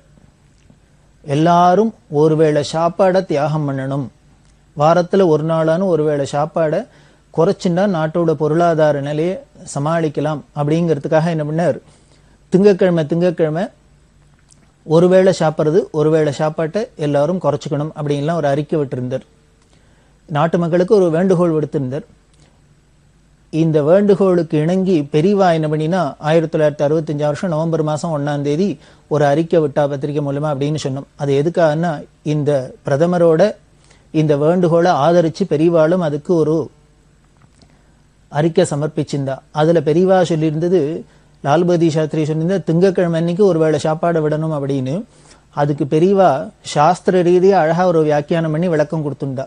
நமது சாஸ்திரங்கள்ல ஸ்ராவண மாசத்துல கிருத்திகா மாசத்துலாம் வர சோமவாரம், திங்கக்கிழமையே சோமவாரம்னு சொல்றோம் இல்லையோ, இந்த ஸ்ராவண கிருத்திகா மாச சோமவாரத்துல உபவாசம் இருக்கணும்னு சொல்லியிருக்கு. பகல்லெல்லாம் உபவாசம் இருந்து சாயந்தரம் பரமேஸ்வரனுக்கு பூஜை பண்ணி அர்க்கியம் கொடுத்துட்டு அப்புறம் ஏதானும் லகுவா ஆகாரம் பண்ணிக்கணும் அப்படின்லாம் சாஸ்திரம் சொல்லியிருக்கு. இதை அனுசரித்து பிரதம மந்திரியும் திங்கக்கிழமை அன்னைக்கு ஒருவேளை சாப்பாடு விடணும்னு சொல்லியிருக்கா. எல்லாருமே ஜனங்கள் அத்தனை பேரும் இந்த சோமவார விரதத்தை அனுஷ்டானம் பண்ணின பலனும் கிடைக்க போகிறது, நாட்டுக்கு ஒரு சேவையாகவும் தேச சேவையாகவும் இருக்க போகிறது. அதனால திங்கக்கிழமை எல்லாரும் சோமவார விரதம் இருந்து ஒருவேளை சாப்பாட்டை குறைச்சிக்கணும் அப்படின்னு பெரியவா அந்த அறிக்கையில் கொடுத்துருந்தா. பாருங்களேன், எப்படி ஒரு சமுதாய பணியும் சாஸ்திரத்தையும் ஒன்று இணைக்கிறா அப்படின்னு. முன்னமே நம்ம முதல்லயே பார்த்துருக்கோம். பெரியவா கும்பகோணத்தில் நவராத்திரி விழா கொண்டாடுறத பார்த்துட்டு அந்த பத்திரிகை விளம்பரத்தெல்லாம் பார்த்துட்டு மகாகவி சுப்பிரமணிய பாரதி ரொம்ப ஆச்சரியப்பட்டு எப்படி சாஸ்திரத்தையும் ஒரு வர்த்தமான தந்திக்குள்ளே இப்படி சாஸ்திரத்தையும் புகுத்தி பெரியவா பண்ணிக்கிறது ரொம்ப அதிசயமா இருக்கு அப்படின்லாம் மகாகவி பாராட்டினதாலாம் பார்த்தோம். அது மாதிரி எந்த ஒரு விஷயமா இருந்தாலும் பெரியவாளோட சாமர்த்தியம், அவளோட அந்த மேதாவிலாசம், சர்வஜத்துவம் என்ன பண்ணும் அப்படின்னு, எந்த ஒரு காரியமா இருந்தாலும் அதுல சாஸ்திர ரீதியாகவும் இருந்துட்டுனா அதுக்கு பலன் ஜாஸ்தி. சுவாமி கீதையிலையும் அதான சொல்றார், எந்த ஒரு காரியத்துக்கும் சாஸ்திர பிரமாணமா இருந்ததுனால் அதுக்கு அங்கீகாரம் உண்டு, அதுக்கு பலன் உண்டு அப்படின்னு பகவானே அங்கீகாரம் பண்றதுனால தான் போல இருக்கு. இங்க பிரதம மந்திரி திங்கக்கிழமையில ஒருவேளை சாப்பாடை தியாகம் பண்ணணும் அப்படின்னு சொன்னதுக்கு பெரியவா அதை ஆமோதிச்சு, அந்த திங்கக்கிழமை ஒருவேளை சாப்பாட்டை நாம தியாகம் பண்ணினோம்னா ஏதோ நாட்டு சேவைக்காக மட்டும் இல்லை, நமக்கும் ஒரு ஆத்மக்ஷேமம் கிடைக்கும், ஒரு சோமவார விரதம் இருந்த புண்ணியம் கிடைக்கும் அப்படின்னு சொல்லி இந்த அறிக்கையில சொல்லியிருந்தா. இது எல்லாரையும் ரொம்ப வெகுவா கவர்ந்தது. எல்லாரும் அப்படியே ஆகாகாரம் பண்ணி பாராட்டினா. இது பெரியவாளோட ஞானத்துக்கு மேதாவிலாசத்துக்கு இது மாதிரிலாம் சில நிகழ்ச்சிகள்லாம் சொல்லி பார்க்குறோம் நாம. இப்படிதான் பெரியவா பல காரியங்கள் பண்ணியிருக்கா. அந்த சாஸ்திரத்துக்கும் விரோதம் இல்லாத ஒரு சமுதாயத்துக்கும் என்னென்ன நல்லது பண்ண முடியுமோ அதெல்லாம் எந்தெந்த சமயத்தில் சொல்லலாமோ அப்பெல்லாம் சொல்லித்தான் பெரியவா பண்ணியிருக்கா. 1965 வருஷம் டிசம்பர் மாசத்துல கூடலி சிங்கேரி சுவாமிகள் வந்து பெரியவாளை சந்திச்சார் அப்படின்னு சொன்னோம். அந்த கூடலி சிங்கேரி பீடத்தோட பெருமையெல்லாம் நம்ம முன்னாலேயே பார்த்துருக்கோம். அதே மாதிரி 1965 வருஷம் டிசம்பர் மாதம் 12ஆம் தேதி இந்த சென்னையில் தேனாம்பேட்டையில் பாலசுப்ரமணிய சுவாமி கோவில் கும்பாபிஷேகத்துக்கு பெரியவா வந்து கலந்துண்டா. அது ஸ்டாண்டர்ட் மோட்டார்ஸ் கோபாலகிருஷ்ணயரோட சம்சாரம் மதுரம் அம்மாள் அப்படின்னு அந்த அம்மாவோட முயற்சினால இந்த கோவில் திருப்பணியெல்லாம் பண்ண அவள்லாம் பெரியவாள்கிட்ட ரொம்ப பக்தி பண்ணிட்டு பிரார்த்தனை பண்ணிட்டனால அவளோட பிரார்த்தனைக்கு இணங்க பெரியவா இந்த தேனாம்பேட்டை கும்பாபிஷேகத்துக்கு வந்து கலந்துட்டா. அந்த 1965 வருஷம் டிசம்பர் மாதம் 13ஆம் தேதி இன்னொரு முக்கியமான நிகழ்ச்சி நடந்தது. நேபாளத்துக்கும் நமது பாரத தேசத்துக்கும் ரொம்ப நெருங்கிய தொடர்பு உண்டு. அதாவது இந்த நேபாளத்தை நம்ம பாரத தேசத்தோட ஒரு அங்கமாகவே கூட நாம நினைச்சுக்கலாம், அவ்வளவு நெருக்கமானது. அந்த நேபாள தேசத்துல தான் ஆதிசங்கர பகவத்பாதாள் தான் கைலாசத்திலேருந்து கொண்டு வந்த பஞ்சலிங்கங்களில் ஒன்றை ஸ்தாபிதம் பண்ணியிருக்கா நீலகண்ட க்ஷேத்திரத்தில் அப்படின்லாம் பார்த்துருக்கோம். அந்த நேபாளம் அந்த ராஜா வம்சம்லாம் இந்த காஞ்சி காமகோடி பீடத்தோட நெருங்கிய தொடர்பு உண்டு. ஆச்சாரியாள் காலத்திலேருந்து இந்த நேபாள ராஜா குடும்பத்துக்கும் நேபாள தேசத்துக்கும் ஆச்சாரியாளுக்கும் அந்த ஆச்சாரிய பரம்பரைக்கும் சம்பந்தம் இருக்கிறதுனால பெரிவாளோட ஆக்னியை ஏற்று அந்த நேபாள மன்னர் அப்போ இருந்த மகேந்திராங்கிற ராஜா அவர் தன்னோட ராணியான ரத்னாதேவி, இளவரசரான விக்ரம சகாதேவன் இவாளோடெல்லாம் ராமேஸ்வர யாத்திரைக்கு வந்தார். இந்த நேபாள ராஜா ராமேஸ்வர யாத்திரைக்கு வரணும்னு ஆக்ஞை பண்ணினதே பெரியவா தான். நேபாள ராஜாவுக்கு கடுதாசி போட்டு உங்களுக்கு ராமேஸ்வரத்தில் நீங்கள் வந்தாக்க அவா கையாலேயே அபிஷேகம் பண்ணலாம் அப்படின்லாம் ஒரு ரைட்ஸ் இருக்குது. நீங்கள்லாம் ரொம்ப நாளாக இந்த பக்கம் வரல, அதை வந்து ராமேஸ்வரத்தில் வந்து நீங்கள் சேது ஸ்நானம் பண்ணி சேது தரிசனம் பண்ணி ராமநாதருக்கு அபிஷேகம் பண்ணி நீங்கள் ஸ்ரேயஸ் அடையணும் அப்படின்னு பெரியவா லெட்டர் போட ரொம்ப சந்தோஷப்பட்டு நேபாள ராஜா தன்னோட குடும்பத்தோட ராமேஸ்வரத்துக்கு வந்தார். ராமேஸ்வரத்தில் பிரத்யேகமான சில உரிமைகள், சில க்ஷேத்திரங்களில் சில பேருக்கு பிரத்யேகமான உரிமைகள்லாம் இருக்கு. அந்த பிரத்யேகமான உரிமைகள்ல ஒன்று காஞ்சி காமகோடி பீடாதிபதிகள், நேபாள ராஜா, ஸ்ருங்கேரி ஆச்சாரியர் இவாள்லாம் ராமேஸ்வரத்துக்கு யாத்திரை பண்ணினா ராமேஸ்வரத்தில் கர்ப்பகிரகத்து உள்ளுக்குள்ள போய் அவா கையாலே ராமநாத சுவாமிக்கு கங்காபிஷேகம் பண்ணணும் அப்படிங்கிற ஒரு உரிமை இருக்கு. அந்த உரிமையை ஞாபகப்படுத்தி தான் பெரியவா நேபாள ராஜா கிருதாசி போட நேபாள ராஜா வந்து இந்த ராமேஸ்வரத்தில் ராமநாத சுவாமிக்கு கங்காபிஷேகம் பண்ணி அவர் ஆனந்தப்பட்டார். இப்படி பல விஷயங்கள், அவாவாளுக்கு தெரியாத விஷயங்கள் எல்லாமே அவாவா குடும்பத்து சமாச்சாரம், அவாவா நாட்டில் நடக்கிற சமாச்சாரம், இதெல்லாம் தங்களுக்கு தெரியலன்னா கூட பெரியவா அதெல்லாம் ஞாபகப்படுத்தி அந்த தார்மீகமான என்னென்ன அனுஷ்டானங்கள் உண்டோ அதெல்லாம் மறக்காத பண்ணணும் அப்படிங்கிறதுல பெரியவா ரொம்ப குறியா இருப்பா.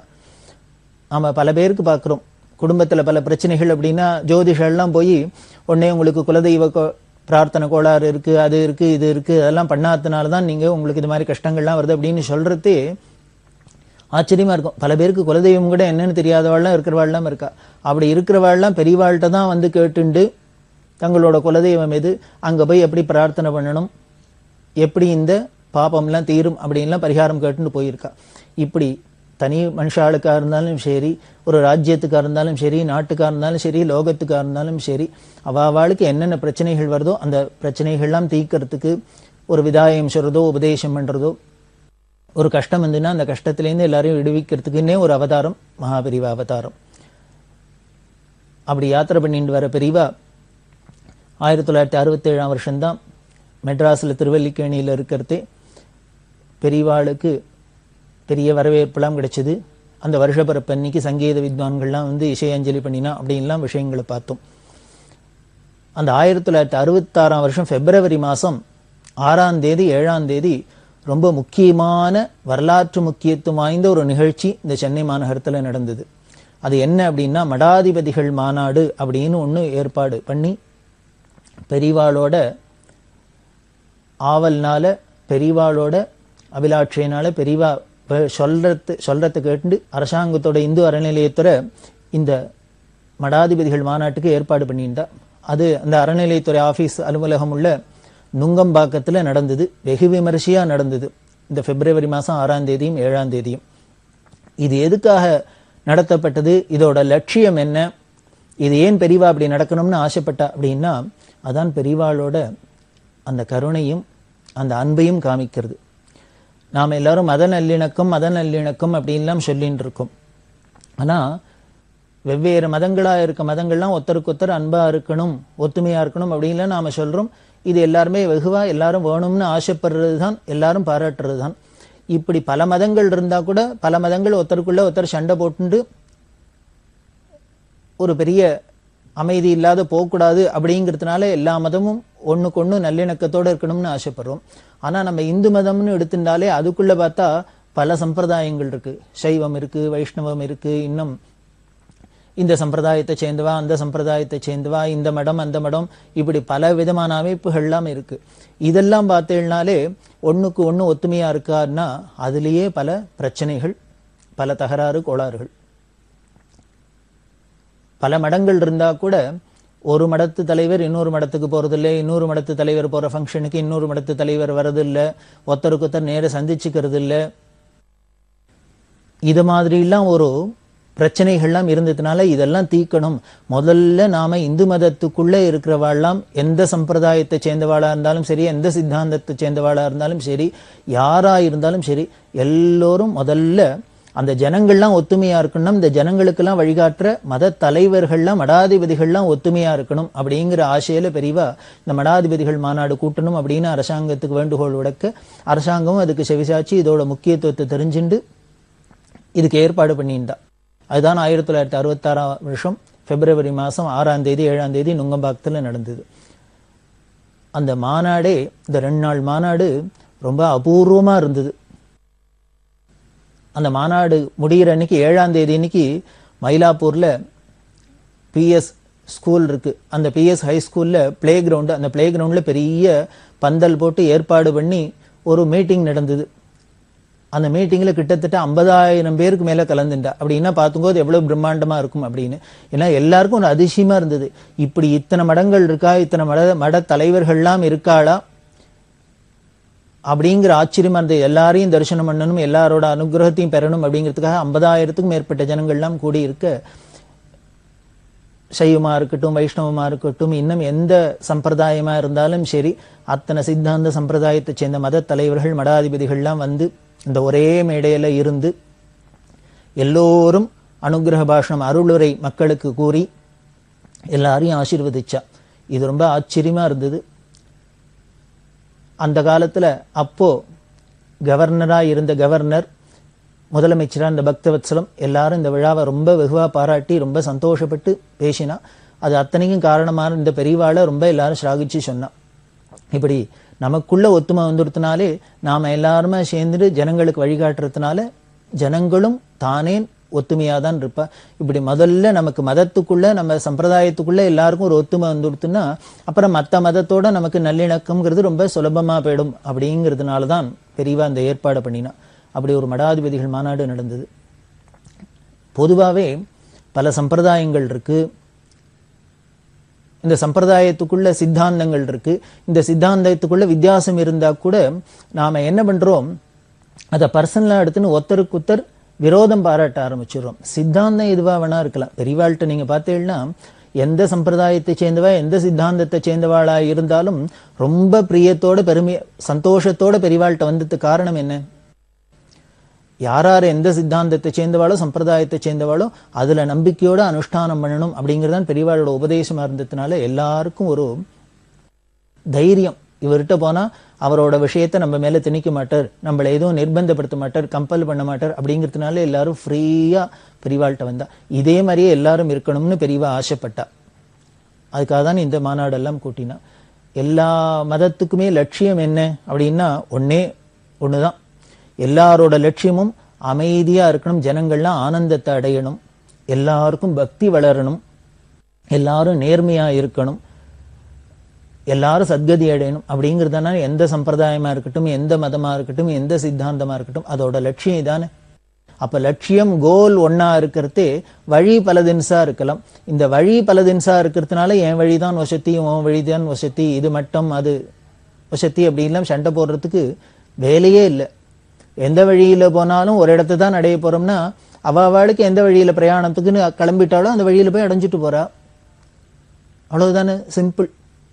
இந்த லட்சியத்தெல்லாம் சொல்லணுங்கிறதுக்காக தான் எடுத்து காமிக்கணும், ஜனங்களுக்கு ஒரு தெளிவு ஏற்படும். ஏன்னா நாமெல்லாம் என்ன பண்ணிடுறோம், இது ஏன் மடம் அது ஓ மடம், இது எங்க சுவாமிகள் அது உங்க சுவாமிகள், இது ஏன் சம்பிரதாயம் அது ஓன் சம்பிரதாயம் அப்படின்னு சொல்லிட்டு ஒருத்தருக்கு ஒருத்தர் சண்டை போட்டுடுறோம். அதெல்லாம் களையணுங்கிறதுக்காக தான் பெரியவா இப்படி ஒரு ஏற்பாட்டை பண்ணினா.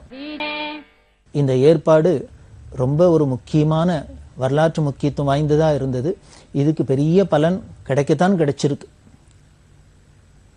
இன்னும் பூர்ணமா கிடைச்சதா அப்படின்னா வேணா இல்லைன்னு வேணா சொல்லாம வழிய இதுக்கு பலன் இல்லாத போயிடல. ஏதோ 1966 பெரியவா ஆரம்பிச்சு வச்சது. இந்த விஷயங்கள்லாம் நாம இப்ப கேள்விப்படையான இதெல்லாம் நாம திருப்பி சிந்தனை பண்ணி பார்த்து இத மாதிரி நமக்குள்ளெல்லாம் ஒரு ஒற்றுமை வரத்துக்கு பல முயற்சிகளை நாமெல்லாம் பண்ணணும் அப்படிங்கிறது தான் இந்த நிகழ்ச்சி முதலானதோட நோக்கம்லாம். அந்த மடாதிபதிகள் மாநாட்டில் எல்லா சைவ மடமா இருக்கட்டும், வைஷ்ணவ மடங்களா இருக்கட்டும், இன்னும் ஸ்மார்த்த மடங்களா இருக்கட்டும், எல்லா மடத்து தலைவர்கள் எல்லாமே எல்லாரும் வந்திருந்தா. எல்லாருமே சேர்ந்துட்டு 2 நாளைக்கு டிஸ்கஷன்லாம் நடந்தது. எல்லாரும் ஒருத்தருக்கு ஒருத்தர் மனம் விட்டு பேசணும் அப்படின்லாம் பெரியவா சொன்னா.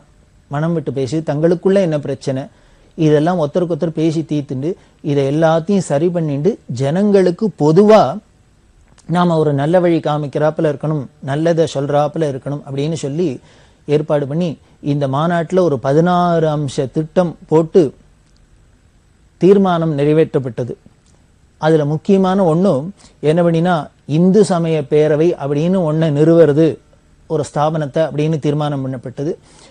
பிறகு இந்த இந்து சமய பேரவை அப்படிங்கிறது தமிழ்நாடு தெய்வீக பேரவை அப்படிங்கிற பேர்ல இயங்கிட்டு வருது.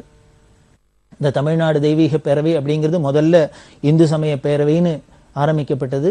அப்புறம் இந்த பெயர் மாற்றம் அடைஞ்சாலும் அதோட லட்சியமோ பணியோ அதே என்ன நோக்கத்துக்காக ஆரம்பிக்கப்பட்டதோ அதோடய இயங்கிட்டு வருது.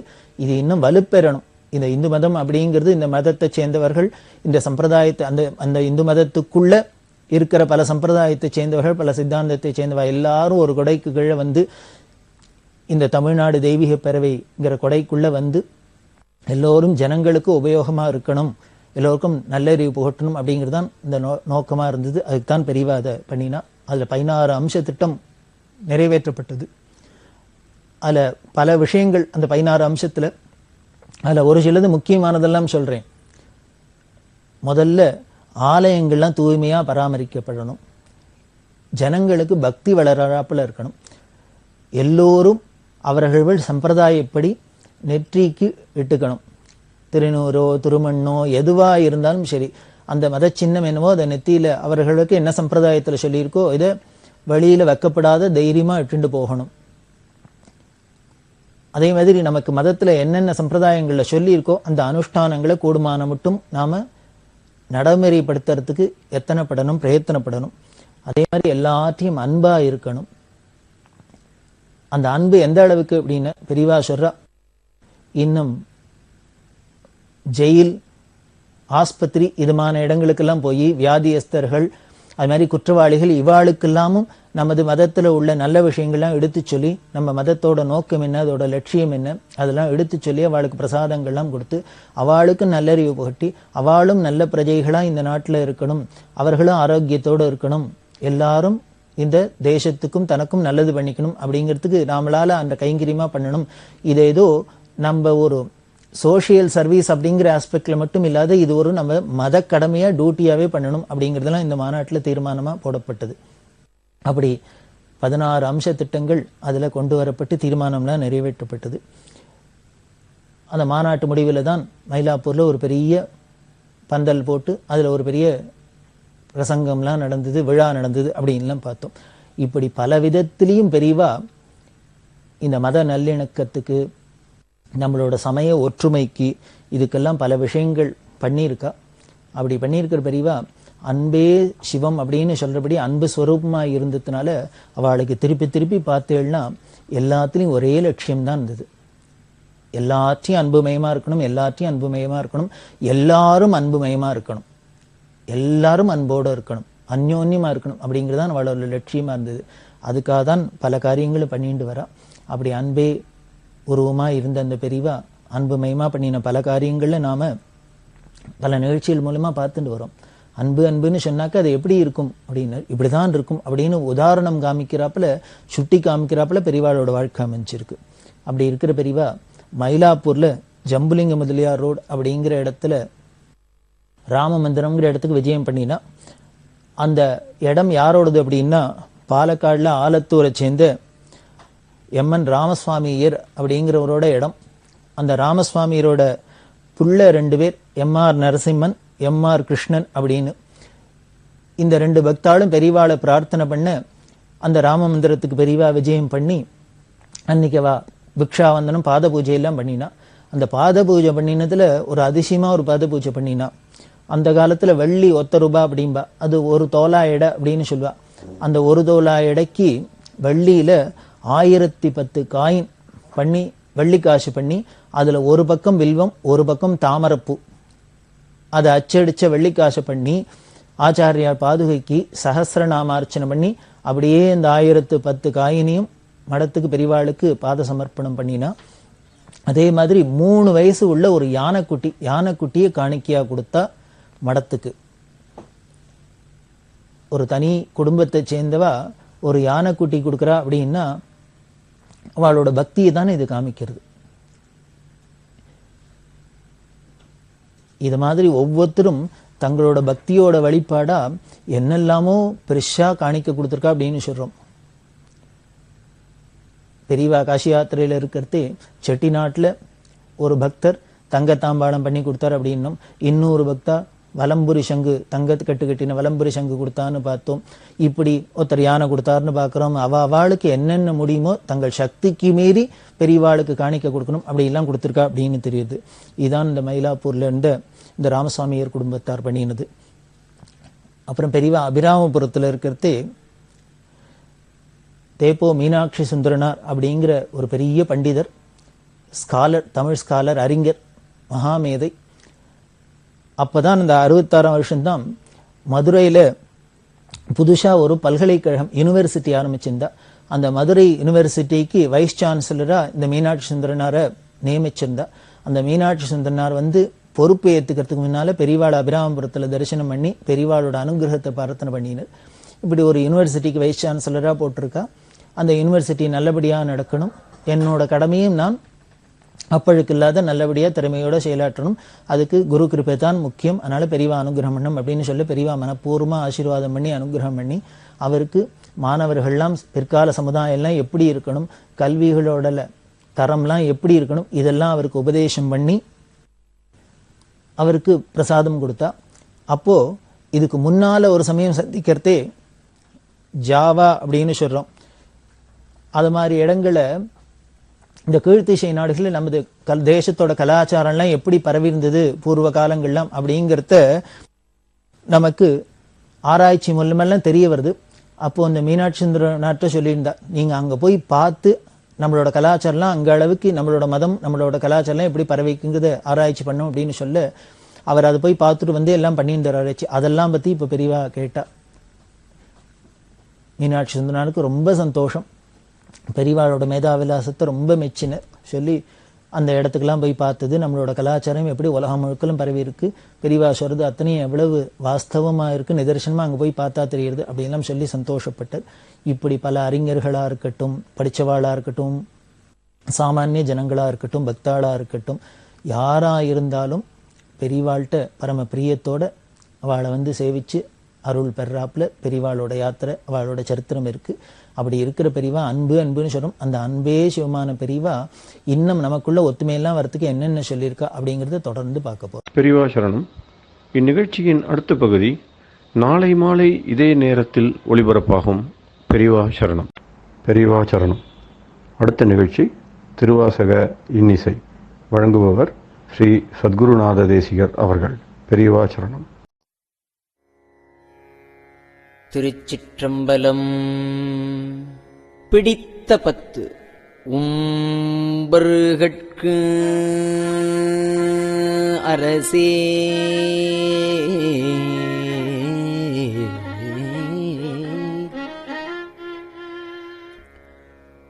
ஒழிவர நிறைந்த யோகமே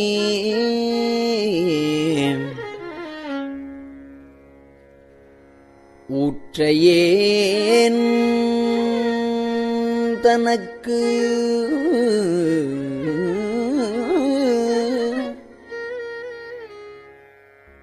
வம்பன பழுத்து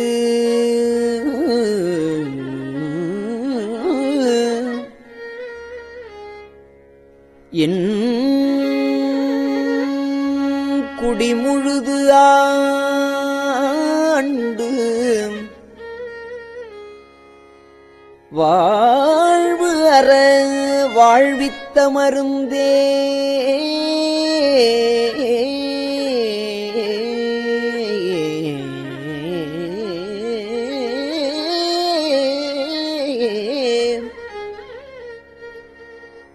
செம்பொருள் துணிவே சீருடைக்கழலே செல்வமே சிவபெருமானே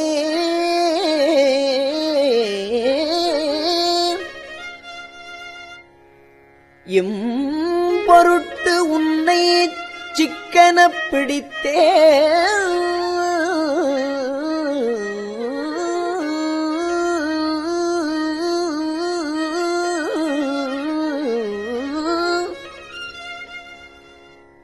எங்கு எழுந்து அருளுவது இனியே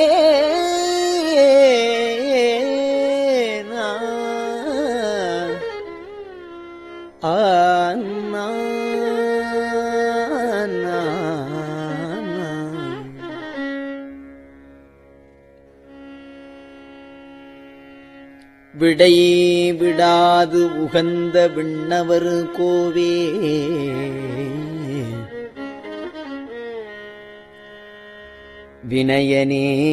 வினயனேனுடைய மெய்ப்பொருளே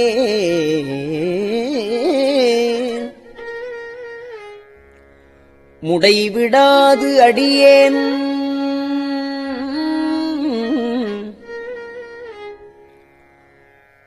மூத்தர மண்ணாய் முழுப்புழு குரம்பயிற்கிடந்து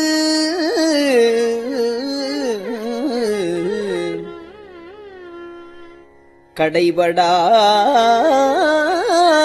வண்ணம் காத்து எனை ஆண்ட கடவுளே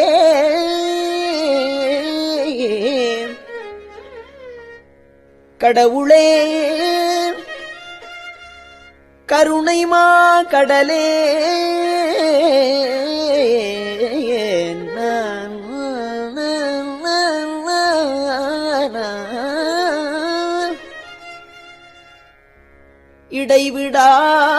இடைவிடாது உன்னை சிக்கனப் பிடித்தேன் எங்கெழுந்து அருளுவது இனியே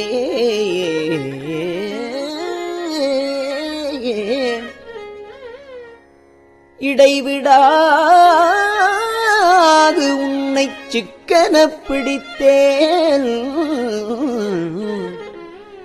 எங்கு எழுந்து அருளுவது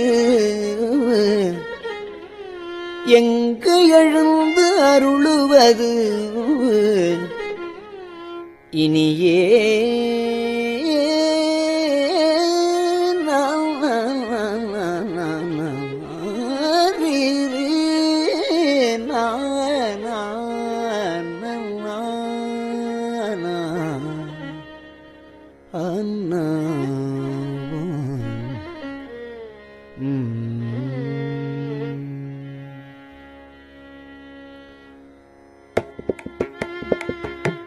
அம்மையே அப்பா உப்பிலாமணியே அம்மையே அப்பா உப்பிலாமணியே அம்மையே அப்பா உப்பிலாமணியே அன்பினில் விளைந்த ஆரமுதே அம்மையே அப்பா உப்பிலாமணியே அன்பினில் விளைந்த ஆரமுதே அன்மையே அப்பா உப்பிலாமணியே அன்பினில் விளைந்த ஆரமுதே பொய்மையே பெருக்கி பொய்மையே பெருக்கி பொய்மையே பெருக்கி பொழுதினை சுருக்கும் பொய்மையே பெருக்கி பொழுதினை சுருக்கும் புழுத்தலை புலையனேன் தனக்கு செம்மையே ஆய சிவபதம் அளித்த செல்வமே சிவபெருமானே செம்மையே ஆய சிவபதம் அளித்த செல்வமே சிவபெருமானே இம்மையே உன்னை சிக்கன பிடித்தேன்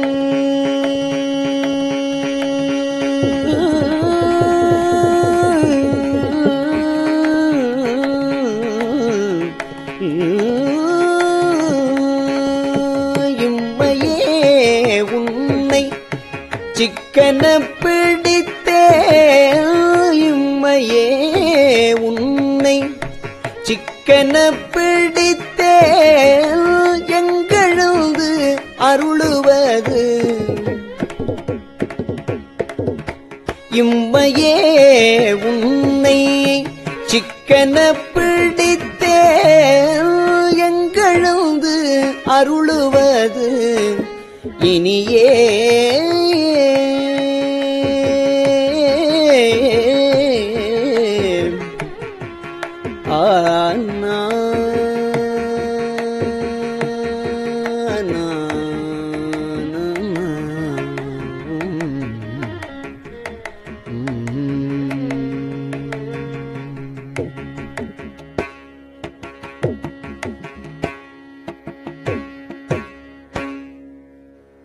அருளுடை சுடரே அழிந்ததோர் கனியே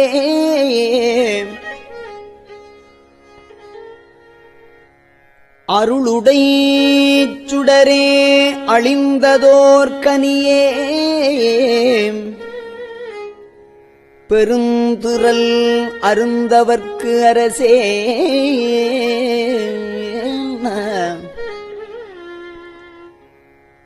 பொருளுடை கலையே புகழ்ச்சியை கடந்த போகமே யோகத்தின் பொலிவே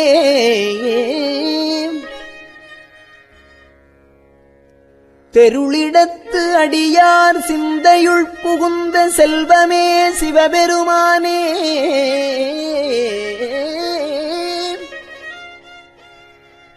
இருளிடத்து உன்னை சிக்கன பிடித்தேன் எங்கெழுந்து அருளுவது இனியே ஒப்பு உனக்கு இல்லா ஒருவனே அடியேன் உள்ளத்துள் ஒளிர்கின்ற ஒளியே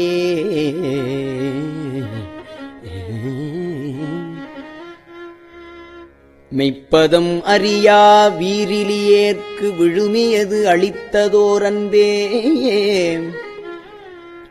செப்புதற்கு அரிய செழுஞ்சுடருமூர்த்தி செல்வமே சிவபெருமானே எய்ப்பிடத்து உன்னை சிக்கன பிடித்தேன் எங்கெழுந்து அருளுவது இனியே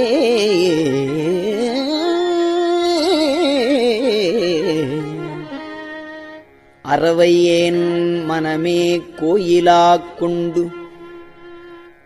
ஆண்டு அளவிலா ஆனந்தம் அருளி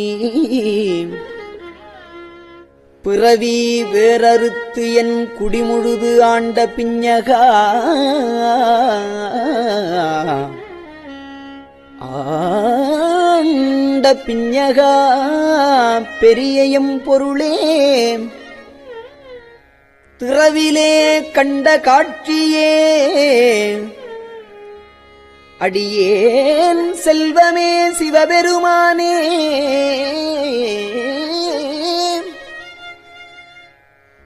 இரவிலே உன்னை சிக்கனப் பிடித்தேன், எங்கு எழுந்து அருளுவது இனியே.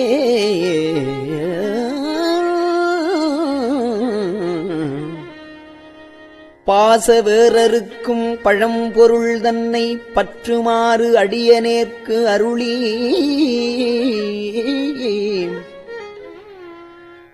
பூசனை உகந்து என் சிந்தையுட்புகுந்து பூங்கழல் காட்டிய பொருளே, தேசுடை விளக்கே செழுஞ்சுடருமூர்த்தி செல்வமே சிவபெருமானே,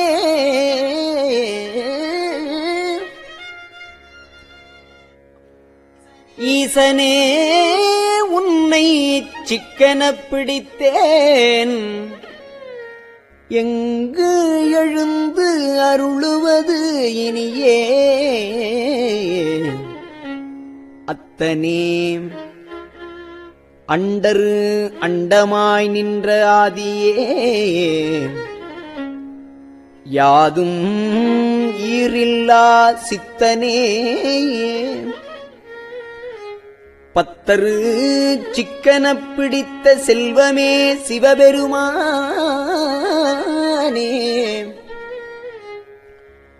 பித்தனே எல்லா உயிருமாய் தழைத்து பிழைத்து அவை அல்லையாய் நிற்கும் எத்தனே,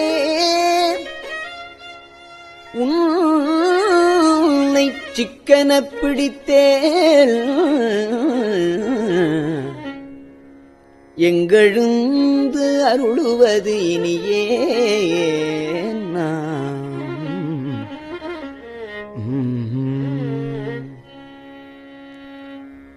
பால் நினைந்து ஊட்டும் தாயினும் சால பரிந்து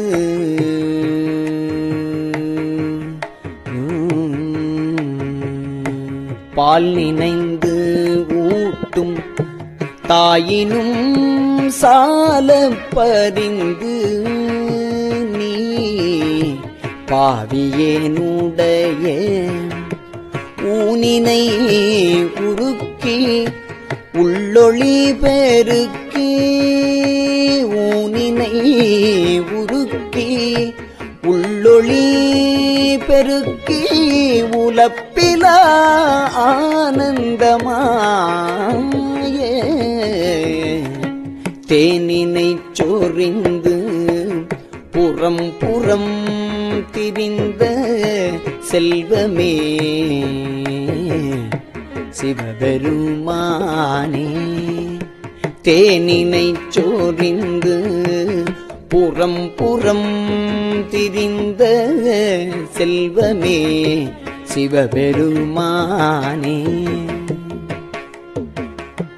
யான் உனை தொடர்ந்து சிக்கனப் பிடித்தேன், யான் உனை தொடர்ந்து சிக்கனப் பிடித்தேன், எங்கெழுந்து அருளுவது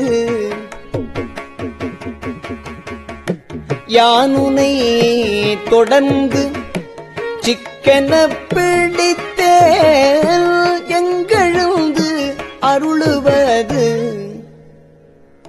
இனியே, எங்கெழுந்து அருளுவது இனியே.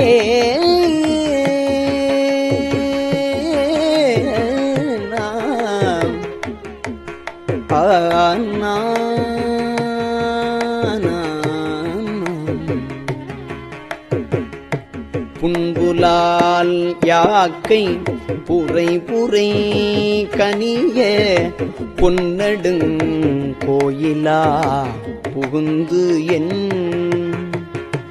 என்பலாம் உருக்கி எளியாய் ஆண்ட ஈசனே மாசிலாமணியே, துன்பமே பிறப்பே இறப்பொடு மயக்காம் தொடக்கலாம் அறுத்தனற் சோதி, இன்பமே உன்னை சிக்கன பிடித்தேல் எங்கெழுந்து அருளுவது இனியே. இன்பமே உன்னை சிக்கன பிடித்தேல் எங்கெழுந்து அருளுவது இனியே.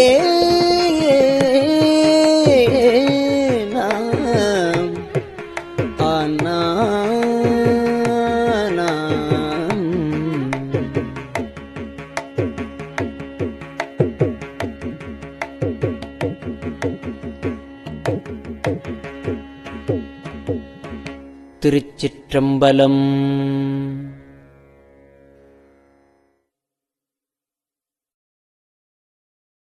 பெரியவா சரணம்.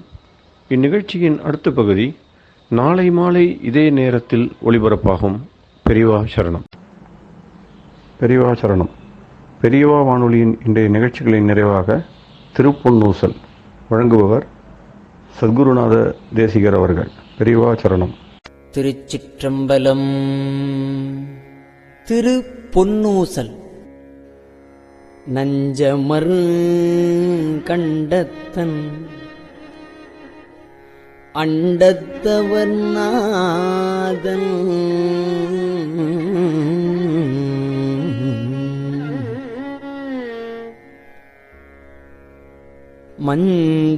மஞ்சுதோய் மாடமணி உத்தர கோசமங்கை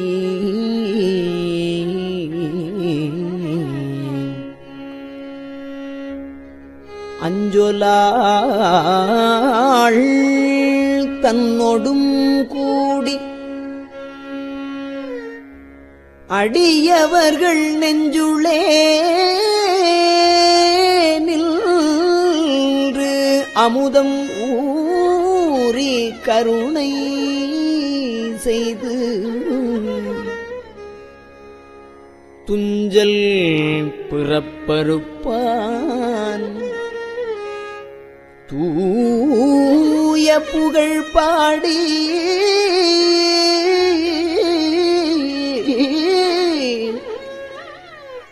புஞ்சமார்வள் வளை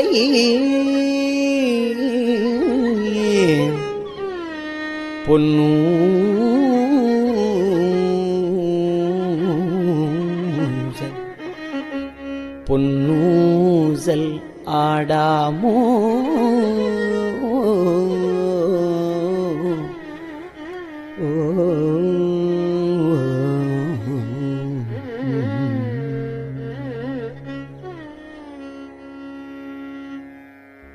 திருச்சிற்றம்பலம்.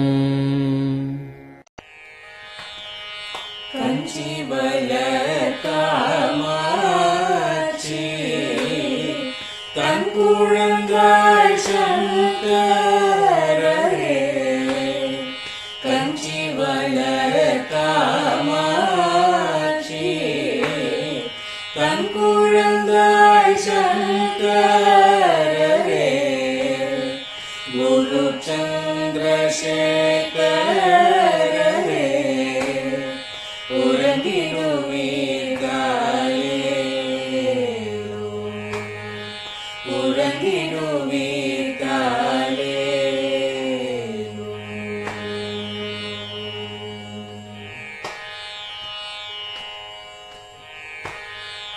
ஆதிகுரு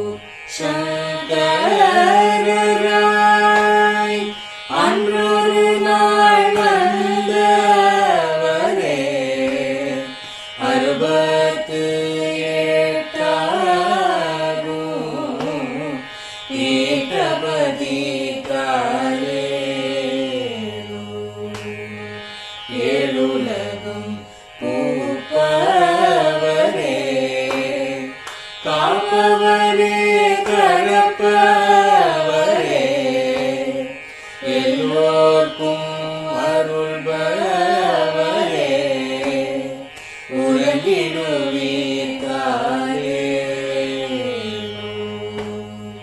அயனுடனே மாலவனோ தேடிய கோர் பதத்தவரே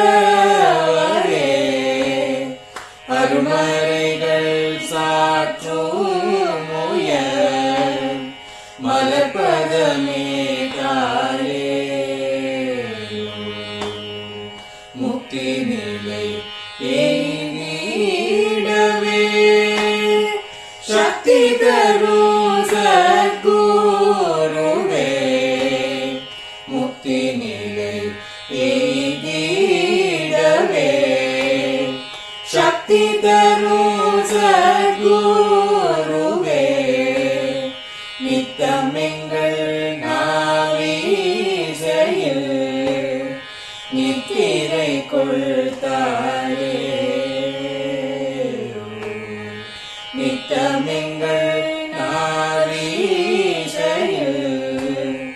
நித்திரை கொள்தாளே நித்தமெங்கள் நாவீசையில் நித்திரை கொள்தாளே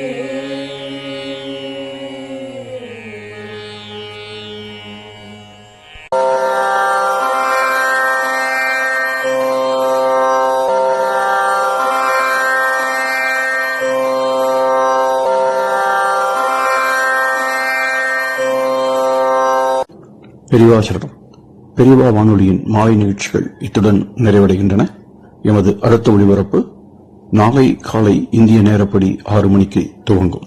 பெரியவா சரணம்.